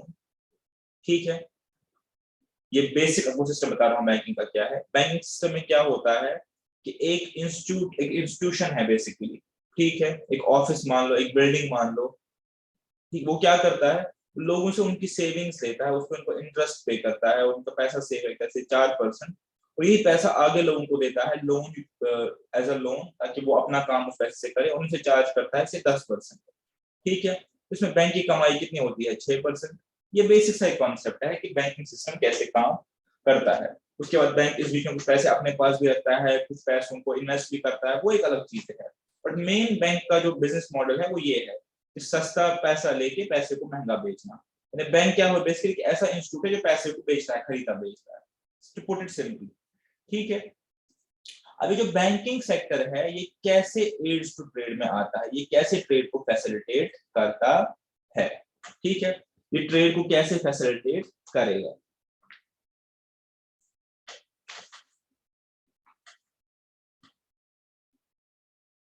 देखिए, 2-3 तरीके हैं जिसके जरिए जो बैंक है ये ट्रेड को फैसिलिटेट करता है, और आज को तो आपको पता है कि मैक्सिमम काम जो है बैंक्स के जरिए ही होता है। पहले बैंक की जगह इनफॉर्मल सेक्टर हुआ करता था, यानी इनफॉर्मल लैंडिंग, कि उसको जो उसको हम बोलते थे कि आपके लोकेलिटी में या उस बिजनेस यूनियन में, उस बिजनेस सेटअप में कोई एक ऐसा बंदा जिसके पास बहुत पैसा है और किसी को पैसे की जरूरत है, वो जाके उससे ले लेता था। ठीक है, आज के टाइम में हमने किसी एलिमिनेट हुआ है, लेकिन काफी हद तक रिड्यूस हुआ है। 80-90% जो काम है वो फॉर्मल बैंकिंग सेक्टर के थ्रू ही होता है। अब बैंक कैसे फैसिलिटेट करता है ट्रेड को, इस चीज को बैंक कैसे ऑब्जर्व ट्रेड। मैंने आपको कहा कि एक प्रोड्यूसर जो है फॉर एग्जाम्पल इसने प्रोड्यूस किया 100 शर्ट्स। ठीक है, इसने 100 शर्ट प्रोड्यूस किए। अब एक होलसेलर रिटेलर आप मान लीजिए, अभी कोई फर्क नहीं पड़ेगा उसके लिए, होलसेलर ही मान लीजिए, इसने ये 100 शर्ट्स जो है प्रोड्यूसर से परचेज करनी है। ठीक है, इसने 100 शर्ट्स जो है प्रोड्यूसर से परचेज करनी है, और पर शर्ट की अब कॉस्ट मान लीजिए सपोज फॉर एग्जाम्पल 1000 रुपए। ठीक है, इसकी कॉस्ट। आपको पता है जो होलसेलर है ये परचेज क्यों करेगा? क्योंकि आगे इसको यही शर्ट बेचनी है 1200 रुपए की, तो ऑलरेडी पड़ा है, प्रॉफिट कमाएगा अपना, तो ये प्रॉफिट कमाने के लिए ये शर्ट इससे लेगा। अब पॉइंट ये है कि इस होलसेलर को जो पैसे प्रोड्यूसर को अभी देने हैं, इसको पैसे अभी देने हैं, और ये जो शर्ट इसकी बिकनी है ये आपको नहीं पता कब बिकनी है, हो भी सकता है कि 2 महीने में बिक जाए, 3 महीने में बिक जाए, हो सकता है बिके भी नहीं, रिस्क भी है, बट इसको जो पैसे है इसको अभी देने हैं। ठीक है, अब होलसेलर को कितना पे करना पड़ेगा प्रोड्यूसर को अभी, अगर हम देखें 100 इंटू 1000, 100 शर्ट 1000 रुपए की एक शर्ट है, ये कितना हो गया? ये हो गया 1,00,000 रुपए। अब इसको 1,00,000 रुपए इसको पे करना पड़ेगा, उसके बाद प्रोड्यूसर इसको ये 100 शर्ट्स देगा। ठीक है, और ये 1,00,000 रुपया जो इसका है ये इसका इस बिजनेस में फंस जाएगा। ठीक है, पॉइंट एक, ये जो 1,00,000 रुपए इसका है ये इसका इस बिजनेस में अभी के लिए फंस जाएगा। ठीक है, अब जब हम थोड़ा सा आगे बढ़ेंगे तो आप समझेंगे कि वर्किंग कैपिटल का एक कॉन्सेप्ट होता है और एक फिक्स कैपिटल का कॉन्सेप्ट होता है, बट अभी वो अभी रिलेवेंट नहीं है, हम आगे पढ़ेंगे। अभी के लिए अब मान लो कि 1,00,000 रुपए ऐसा कैपिटल जो है इस बिजनेस में फंसेगा, इसको 1,00,000 रुपए दे के अपना ये शर्ट्स लेनी है, और फिर ये शर्ट जब बेचेगा धीरे धीरे धीरे धीरे धीरे तो इसका ये पैसा जो है वो रिलीज होगा, अदरवाइज पैसा इसका बिजनेस में लग गया। इसकी एस्टिमेटेड सेल्स कितनी है? 1200 इंटू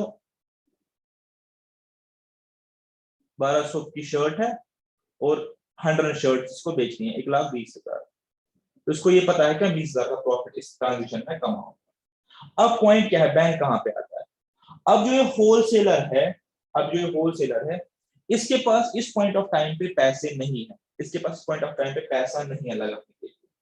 अगर इसके पास पैसा नहीं है तो ये अभी पैसा लगाएगा नहीं, और जब ये पैसा ही नहीं लगाएगा तो प्रोड्यूसर से शर्ट ही नहीं लेगा, और ये प्रोड्यूसर से शर्ट ही नहीं लेगा तो आगे कंज्यूमर को बेच ही नहीं पाएगा। ठीक है, तो सिमिलरली इंडस्ट्री में बहुत सारे लोग हैं जो ऐसी प्रॉब्लम्स को फेस करते हैं कि उनका पैसा तो पॉइंट ए पे फंसता है, उनका पैसा तो यहां फंसना है पॉइंट ए पे जहां पैसा ब्लॉक होना है, और अनब्लॉक की पैसा धीरे धीरे धीरे धीरे धीरे धीरे धीरे धीरे होना है। ठीक है, आप समझ गए, यहाँ पे इसका 1,00,000 रुपए फंस गया और मिलेगा इसको 1,20,000 रुपए कब? ड्यूरिंग द कोर्स ऑफ से 6 महीने या 1 साल, जब तक ये शर्ट्स बिकेंगी, तब ये जाके 20,000 रुपए कमाएगा। अब इसके पास इस पॉइंट ए पे पैसा फंसाने के लिए होना चाहिए, यहाँ पे इसके पास पैसा होना चाहिए फंसाने के लिए। अगर इसके पास पैसा है ही नहीं तो ये कैसे ये शर्ट खरीदेगा, और अगर शर्ट खरीदेगा ही तो बेचेगा कैसे, प्रॉफिट कैसे कमाएगा, और अगर ये खरीदेगा ही तो मार्केट में शर्ट्स आएंगी कैसे। तो ये जो ओब्स्टेकल है, ये पैसे की जो हिंड्रेंस है, पैसा यहाँ पे हिंड्रेंस बन रहा है इस होलसेलर के लिए काम करने के लिए। इस पैसे को जो रिमूव करता है वो करता है बैंकिंग, इस हिंड्रेंस को रिमूव करता है बैंकिंग। बैंक यहाँ पे क्या करेगा, बैंक यहाँ पे बीच में आ जाएगा, इसलिए हम बोलते हैं एड्स टू ट्रेड, ट्रेड को फैसिलिटेट करे। बैंक इसको बोलेगा तुम्हारे पास अभी 1 लाख रुपए नहीं है, ठीक है कोई दिक्कत नहीं है, ये बैंक है, बैंक बताओ अभी 1 लाख रुपए नहीं है, कोई दिक्कत नहीं है, तो 1 लाख रुपए मुझसे ले लो, ठीक है, 1 लाख रुपए मुझसे ले लो फॉर इंटरेस्ट, ठीक है, कुछ इंटरेस्ट हम इस पे आपको चार्ज करेंगे। से अगर हम 10% के हिसाब से माने तो साल का कितना हो गया 10,000, और 6 महीने का हो गया 5,000, ठीक है। तो आप क्या करो, आप ये लाख रुपए भी हमसे ले लो, आप ये लाख रुपए जाके प्रोड्यूसर को दे दो, उससे क्या होगा, आपके पास ये प्रोडक्ट आ जाएगी, शर्ट्स आ जाएंगी, 6 महीने में आप सारी शर्ट्स बेच दोगे, सेल कर दोगे, जो कि इसका अपना अंदाजा है कि मैं 6 महीने में सेल कर लूंगा, ठीक है। आपके पास 1,20,000 रुपए आ जाएगा, ठीक है। आप उसमें से लाख रुपए हमें वापस दे देना बैंक को, 5,000 का इंटरेस्ट दे देना, तो आपके पास 15,000 की कमाई तो तब भी हो जाएगी। अगर आप ये लाख रुपए लगाओगे ही नहीं तो आप कमाओगे कहां से। तो इसके पास जो हिंड्रेंस आ रही थी पैसे की, वो हिंड्रेंस को कौन दूर करेगा, बैंक करेगा, ठीक है। ये तो बैंक का एक फंक्शन हो गया, पैसा लैंड करना। अगर आपके पास फाइनेंस नहीं है कोई काम करने के लिए तो बैंक आपको डॉक्यूमेंटेशन देख के, आप क्रेडिबिलिटी देख के आपको पैसा लैंड कर सकता है। तो जो हिंड्रेंस ऑफ फाइनेंस है वो बैंक क्या करता है, यहाँ पे रिमूव कर लेता है। इसके अलावा बैंक और बहुत सारी चीजें करता है। आप पेमेंट्स बैंक के थ्रू आज इजीली कर सकते हैं, ठीक है। आप बैंक से लेटर ऑफ क्रेडिट ले सकते हैं, आप बैंक से बैंक गारंटीज ले सकते हैं, और बहुत सारी फंक्शन है जो बैंक करता है। बट प्राइमरी फंक्शन जो है कि फाइनेंस की हिंड्रेंसेस है। अगर पैसे की कोई हिंड्रेंस आ रही है इस कॉमर्स में, इस ट्रेड में, तो बैंकिंग सेक्टर उसको रिमूव करता है। इसके अलावा बैंक एक और चीज करता है, अगर एक कोई नया एंटरप्रेन्योर, अगर एक कोई नया बिजनेसमैन बिजनेस करना चाहता है तो उसके पास कैपिटल नहीं है, तो बैंक उसको कैपिटल फैसिलिटेट करता है ये नया काम करने के लिए। तो बैंक एनकरेज करता है बेसिकली कि बंदे जो है वो नए बिजनेस वेंचर्स में आए और नया बिजनेस अपना कोई शुरू करे। तो कुल मिला के बैंक जो ओब्स्टेकल या हिंड्रेंस को रिमूव करता है उसको हम बोलते हैं फाइनेंस वाला ओब्स्टेकल। पैसे का ओब्स्टेकल जो है वो बैंक अपने पास रिमूव करता है, ठीक है। अब बैंक को इस सब के बदले क्या मिलता है, बैंक भी तो फ्री में करेगा नहीं, बैंक को इस सब के बदले मिलता है इंटरेस्ट, ठीक है। बैंक को इस सब के बदले मिलता है इंटरेस्ट, क्योंकि उसकी कमाई है, वो भी इस चीज में अपना कमाता है, ठीक है। बहुत ही सिंपल बातें है बट बहुत ही सिग्निफिकेंट बात है, बेसिक सी चीज है, बट आपके एज अ बिगिनर आपके लिए जानना जरूरी है कि इस ट्रेड में कौन कौन सी पार्टीज आपको फैसिलिटेट करती है, ठीक है। आगे बढ़ते हैं। नेक्स्ट हमारे पास जो सेकंड आता है बैंकिंग के बाद, वो आता है इंश्योरेंस फैसिलिटी। इंश्योरेंस आपको पता है बिजनेस है, सर्विस इंडस्ट्री है, बट ये क्या बिजनेस करते हैं, ये क्या बिजनेस करते हैं, ये वो बिजनेस करते हैं जो कवर करते हैं, मिटिगेट करते हैं हमारी रिस्क, ठीक है।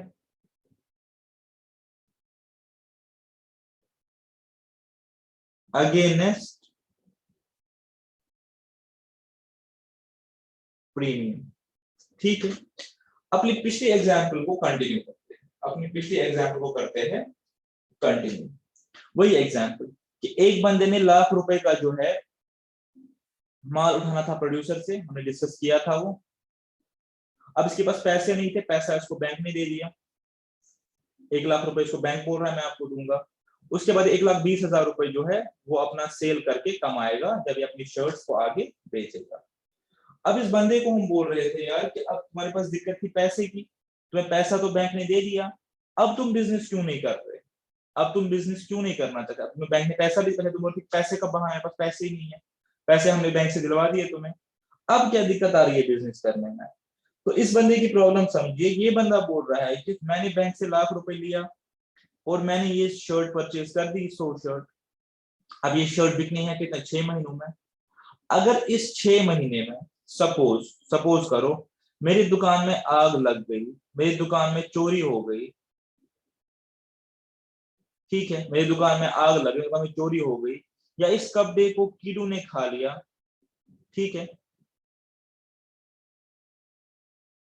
इस कपड़े को कीड़े ने खा लिया, मेरा तो पूरा नुकसान हो जाएगा, मेरा तो कंप्लीट नुकसान हो जाएगा।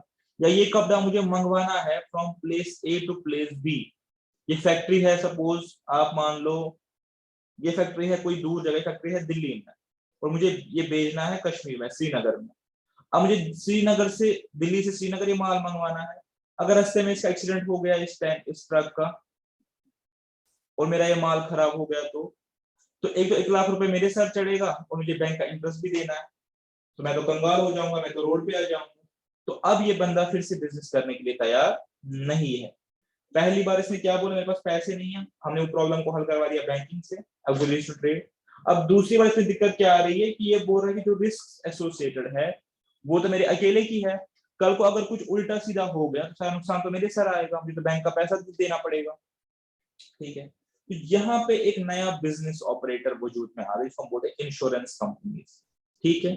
अब इंश्योरेंस कंपनीज क्या बोलती है, ये बोलती है इस बंदे को कोई मसला नहीं है, एक काम करो तुम अपना माल ले आओ दिल्ली से, कहा, श्रीनगर। अगर रास्ते में माल की चोरी हो गई, आग लग गई, एक्सीडेंट हो गया, कीड़ों ने इसको खा लिया, तो हम आपको ये लॉस जो है वो कंपनसेट करेंगे, हम आपको ये लॉस कंपनसेट करेंगे। तो आपका नेचुरल क्वेश्चन होगा कि कोई बंदा इतना अच्छा कैसे होगा कि किसी का लॉस कंपनसेट करेगा। तो इसका जवाब ये है कि वो बंदा अच्छा नहीं होता, वो इस सर्विस के बदले अपना प्रीमियम चार्ज करता है, वो इसके बदले क्या चार्ज करता है, अपना प्रीमियम, ठीक है।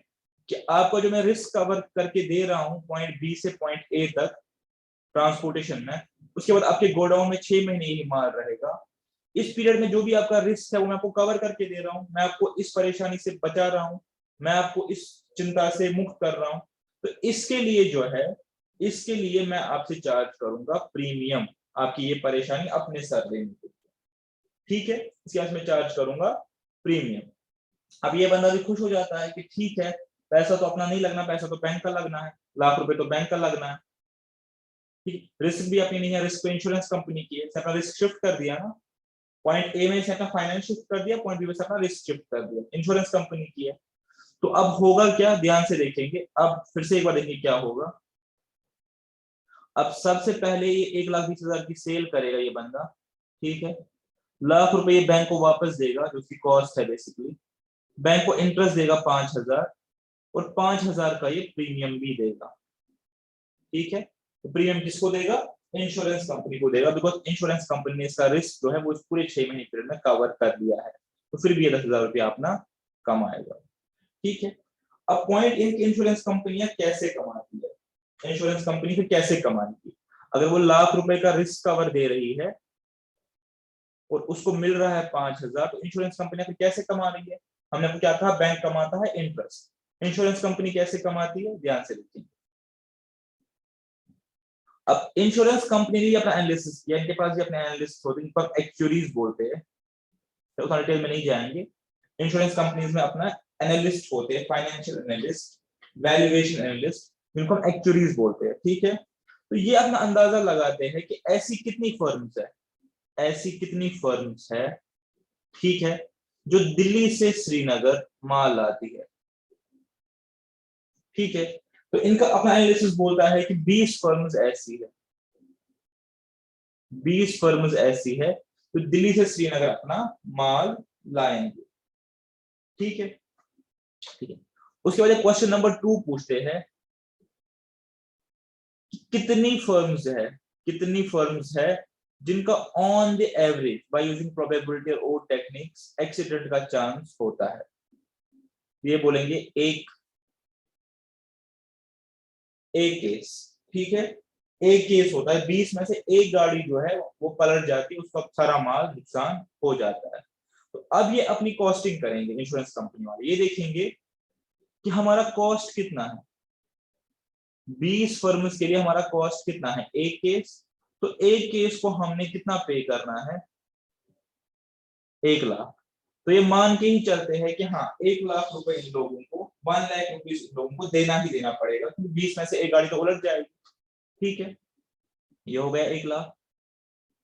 और टोटल फर्म्स कितनी है जो इनके पास है? 20। इसको डिवाइड कर ले, कॉस्ट कितना आ गया पर फर्म? ये इतना आसान नहीं होता, उनके लिए आसान बना के दिखा, इतना आसान से होता नहीं, इसमें काफी कॉम्प्लेक्स कैलकुलेशन इन्वॉल्व होती है। तो वो आ गया 5,000। तो अब ये क्या करेंगी, ये अपना प्रीमियम रखेंगी 5,000 प्लस मार्कअप। ठीक है, 7,000।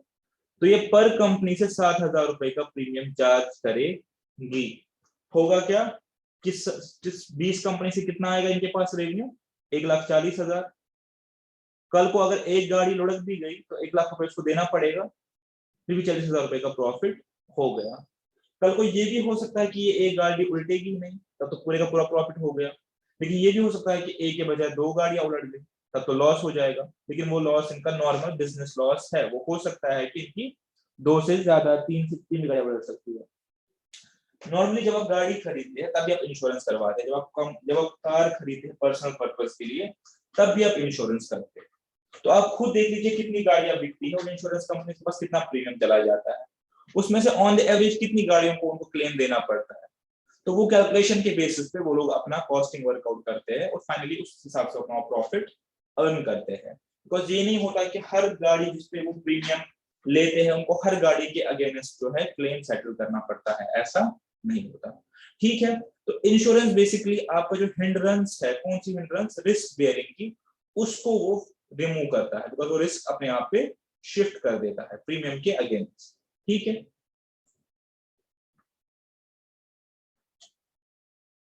तीसरा हो गया ट्रांसपोर्ट। और ये तो कोई बताने की जरूरत नहीं है, तो आपको पता ही है कि दिल्ली में कोई प्रोडक्ट बन रहा है, श्रीनगर में इसको सेल करना है, तो दिल्ली से श्रीनगर पहुंचाने के लिए, दिल्ली से श्रीनगर पहुंचाने के लिए हमारे पास जो एड्स टू ट्रेड है वो है ट्रांसपोर्ट। ट्रांसपोर्ट की हेल्प से ही क्या होगा, हम गुड्स को उस जगह से जहां वो बनते हैं, प्लेस ऑफ प्रोडक्शन से, प्लेस ऑफ प्रोडक्शन से ट्रांसपोर्ट कर सकते हैं, ला सकते हैं कहां पे? प्लेस ऑफ कंजम्पशन पर। ठीक है, प्लेस ऑफ कंजम्पशन पर। तो वो फैसिलिटेशन जो हमें मिलती है in transporting, in shifting, in moving our products from place of production to place of consumption, इसको हम क्या बोलते हैं अपने पास? ट्रांसपोर्ट। और ट्रांसपोर्टर क्या लेता है इसके बदले? फ्रेट। ये चाहे रोड ट्रांसपोर्टेशन हो, ये चाहे रेल ट्रांसपोर्टेशन है, air transportation, cargo, air cargo, in any case ये हमारे पास फ्रेट चार्ज करेगा और अपना फ्रेट के बदले ये हमें गुड्स ट्रांसपोर्ट करके देगा एक जगह से दूसरी जगह पे। पैसा बैंक ने दे दिया, रिस्क इंश्योरेंस कंपनी ने कवर कर दी, और ट्रांसपोर्ट जो बेसिकली है वो आपको ट्रांसपोर्टर देगा अपनी फ्रेट के बदले। ठीक है, अब क्वेश्चन ये आपके दिमाग में, ट्रांसपोर्टेशन कौन सी यूटिलिटी क्रिएट करती है? हम उसको बोलते हैं प्लेस यूटिलिटी। ठीक है, बिकॉज ये गुड्स को उस प्लेस से उस प्लेस में ले आती है जहां पे उसकी ज्यादा यूटिलिटी होती है, मैंने ऑलरेडी एक्सप्लेन किया हुआ है। Fourth component is warehousing, जो अपने पास वेयर हाउस रेंट चार्ज करेगा। वेयर हाउस में क्या मतलब होता है? मैंने अपने पास गुड्स एंड सर्विसेज प्रोड्यूस किए, मैंने अपने गुड्स एंड सर्विसेज बनाए ऑलरेडी, ठीक है, लेकिन अभी इनकी डिमांड है नहीं, इनकी डिमांड आगे वाले सीजन में हो सकती है। सपोज राइस, राइस की बेस्ट एग्जांपल है, राइस एक साथ बल्क में प्रोड्यूस होता है, उसकी कंजम्पशन लेकिन पूरे साल में अलग अलग टाइम पे होनी होती है। तो जब तक ये गुड्स कंजम्पशन के लिए मार्केट में जाएंगे तब तक इनको किसी जगह, ऐसी जगह स्टोर करना पड़ेगा जहां इनको कीड़े ना खाए, जहां ये सड़ ना जाए, जहां ये खराब ना हो जाए। तो इस जगह को हम बोलते हैं वेयर हाउस। क्या बोलते हैं? Warehouse. गोडाउन, वो गोडाउन जहां बेसिकली हमारे गुड्स प्रिजर्व रहते हैं कब तक के लिए? जब तक के लिए वो कंजम्पशन के लिए मार्केट में ना जाए। ठीक है, तो ये वेयर हाउसिंग फैसिलिटी जो है वो हमें हेल्प करती है ट्रेड में। अगर वेयर हाउस ना हो तो ट्रेड करना मुश्किल हो जाएगा, बिकॉज हर कोई चीज इमीडिएटली नहीं बिकती, उसको किसी पॉइंट ऑफ टाइम के लिए स्टोर करना पड़ता है गोडाउन में। तो इस वेयर हाउस वाला हमसे क्या लेगा? रेंट लेगा, और इस रेंट के बदले हमें ये फैसिलिटी देगा, किसकी? वेयर हाउसिंग की फैसिलिटी देगा। तो ये वेयर हाउस कौन सी यूटिलिटी क्रिएट करता है? Time utility. ठीक है, ये गुड्स को उस टाइम के लिए स्टोर करता है जब उनकी ज्यादा यूजफुलनेस होती है। ठीक है, पांचवा और छठा लेसर इंपॉर्टेंट है लेकिन डिस्कस कर ही लेते हैं। कम्युनिकेशन आज के टाइम में रेलेवेंट है, कम्युनिकेशन और एडवर्टीजमेंट। एडवर्टीजमेंट क्या करता है कि मुझे पता भी तो हो, एक कंज्यूमर को पता भी तो हो मार्केट में कौन से गुड्स अवेलेबल है, कितने रेट पे अवेलेबल है, कहाँ कहाँ अवेलेबल है, वो मुझे कौन बताएगा? उसके लिए एडवर्टीजमेंट कंपनी है बड़ी बड़ी, जो एडवर्टीजमेंट करके आपको बताते हैं कि कौन सा प्रोडक्ट अवेलेबल है या आपकी कौन सी नीड के लिए जरूरत है और ये किस रेट पे आपको कहाँ से मिलेगा। तो ऐसी इंडस्ट्री को हम बोलते हैं एडवर्टीजमेंट इंडस्ट्री या मार्केटिंग इंडस्ट्री। ठीक है, ये कौन सी हिंड्रेंस रिमूव करती है? आपकी इंफॉर्मेशन की, कि अगर इंफॉर्मेशन है ही नहीं कंज्यूमर के पास कि गुड्स इस टाइप का है, कहाँ पे मिलेगा, वो कैसे खरीदेगा? तो इस गैप को फिल, इंफॉर्मेशन गैप को कौन फिल करता है? एडवर्टीजमेंट। ठीक है, तो मैंने पहले आपको कहा कि एडवर्टीजमेंट के साथ कॉशियस रहने की जरूरत है। एडवर्टीजमेंट मोस्टली मार्केटिंग पुश के लिए होते हैं, वो आपको एक्चुअल इंफॉर्मेशन नहीं बताते। ठीक है, लेकिन from theoretical point of view advertisement जो है वो इंफॉर्मेशन गैप को फुलफिल करता है। एक कंज्यूमर को इंफॉर्मेशन पता चलती है कि मार्केट में कौन सा प्रोडक्ट है, कितने का है, कैसे है। तो एडवर्टाइजमेंट जो है वो जो है हमारे पास ऑक्सिलरीज टू ट्रेड है, बिकॉज सपोर्ट करता है ट्रेड। ठीक है, और सिमिलरली कम्युनिकेशन, डीलर एक दूसरे के साथ कम्युनिकेट करते हैं, प्रोड्यूसर डीलर के साथ कम्युनिकेट करेगा रेट के बारे में, कितने पे दोगे, कैसे दोगे, क्या हमारी टर्म्स एंड कंडीशंस रहेगी, वो सारा जो है वो कम्युनिकेशन डिसाइड करेगा। बिकॉज प्रोड्यूसर और डीलर का आपस में जो भी एग्रीमेंट होगा, जो भी उनकी बातचीत होगी, जो भी टर्म्स एंड कंडीशन पे वो एग्री करेंगे, वो सारा होगा थ्रू मोड ऑफ कम्युनिकेशन। चाहे वो आज के डेट में मोबाइल हो, ईमेल हो, पोस्टल फैसिलिटी हो। खैर आज तो ईमेल का जमाना है, पोस्ट वैसे पुराना हो गया, बट ये सारी चीजें आपकी कम्युनिकेशन में आती है। जो कम्युनिकेशन इंटरनेट आज के टाइम में मेन है, जो फैसिलिटेट करता है आपका ट्रेड। तो ये सारी 6 चीजें मैं आपको बताई, banking, insurance, transport, warehousing, communication, advertisement, ये सारी आपकी जो है ऑक्सिलरीज टू ट्रेड में आती है और ये आपका स्मूथ ट्रेड जो है उसको फैसिलिटेट करती है। This facilitate your smooth trade. ठीक है, आई होप ये हमारे पास एफिशिएंटली एक्सप्लेन हो गया। एक जो पार्ट रह गया उसको हम आज कवर करेंगे बिफोर वाइंडिंग अप, वो है फंक्शंस ऑफ कॉमर्स। हमने ऑलरेडी पढ़ लिया कॉमर्स का रोल या फंक्शन क्या है, हमने ऑलरेडी वो पढ़ लिया, बस वही बार यहाँ पे देख लेते हैं। ये क्वेश्चन आमतौर से एग्जाम में पूछते हैं।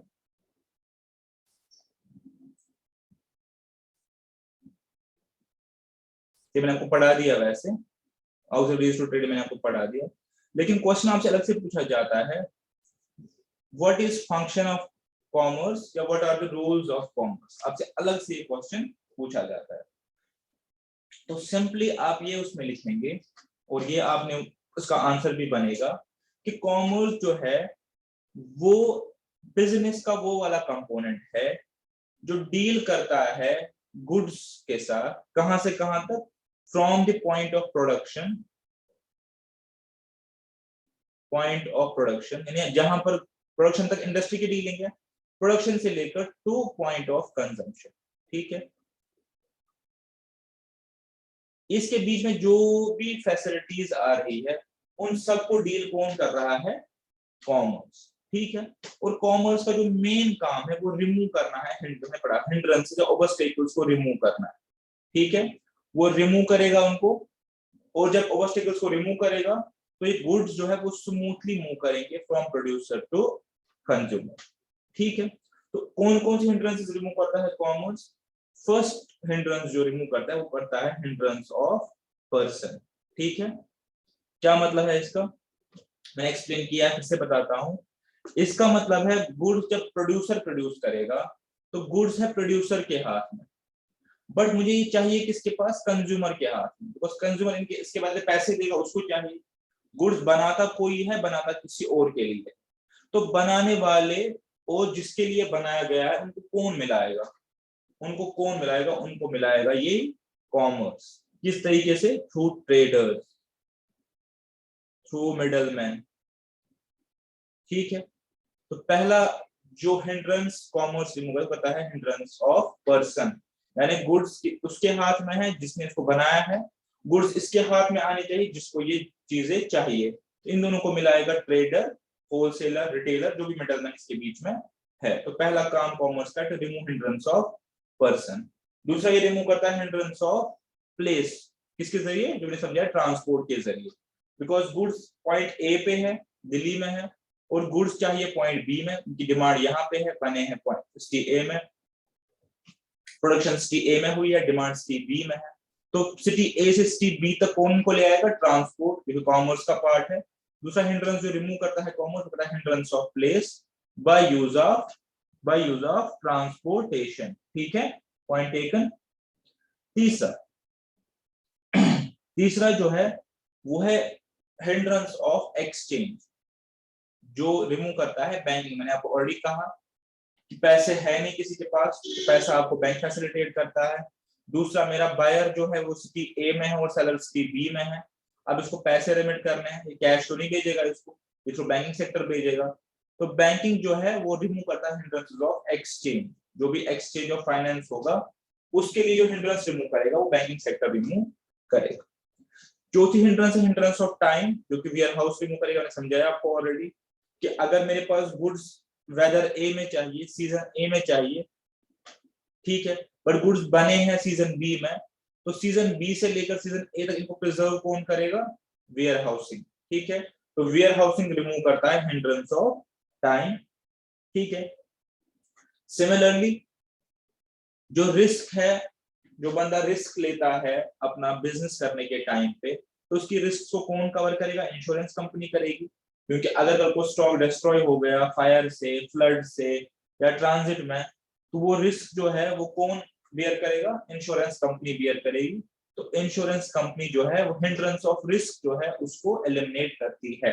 या फंक्शन ऑफ कॉमर्स में लिखेंगे कि कौन कौन सी हिंड्रेंसेस जो हमारे पास है उनको कैसे रिमूव, कौन सा सर्विस उनको रिमूव करती है। हिंड्रेंस ऑफ पर्सन को मिडलमैन रिमूव करते हैं, हिंड्रेंस ऑफ प्लेस को ट्रांसपोर्ट रिमूव करता है, हिंड्रेंस ऑफ एक्सचेंज को बैंकिंग रिमूव करता है, हिंड्रेंस ऑफ टाइम को वेयरहाउसिंग रिमूव करता है, और हिंड्रेंस ऑफ रिस्क को इंश्योरेंस कंपनी रिमूव करती है। और लास्टली हिंड्रेंस ऑफ इंफॉर्मेशन जो है उसको एडवर्टाइजमेंट एंड मार्केटिंग जो है वो रिमूव करता है, एज ऑलरेडी एक्सप्लेन। ठीक है, पहला पार्ट जो है ये वाला, ये ट्रेड की बात हो रही है अगर आप ध्यान से देखेंगे, और ये जो है इधर तक ये हो रही है, ये इधर से मैं लिख देता हूँ, ये हो रही है ऑक्सिलरीज टू ट्रेड की बात। ठीक है, तो इसके साथ हमारा आज का लेक्चर कंप्लीट हो गया। आप इसको अच्छे से देखें, कोई डाउट्स हो तो मुझे ग्रुप पे बताइए, उनके बारे में आगे हम डिस्कस करेंगे। ठीक है, लेक्चर कल यानी 11 तारीख को आपका 11 बजे शेड्यूल रहेगा ऑनलाइन, तो आप उसको आराम से देख लीजिए। और डिफिकल्टीज कोई भी हो इसके रिलेटेड या इसके अलावा, कभी आप नए नए सब्जेक्ट में हैं तो feel free to contact us through our WhatsApp group. ठीक है, चलिए, सी यू नेक्स्ट क्लास।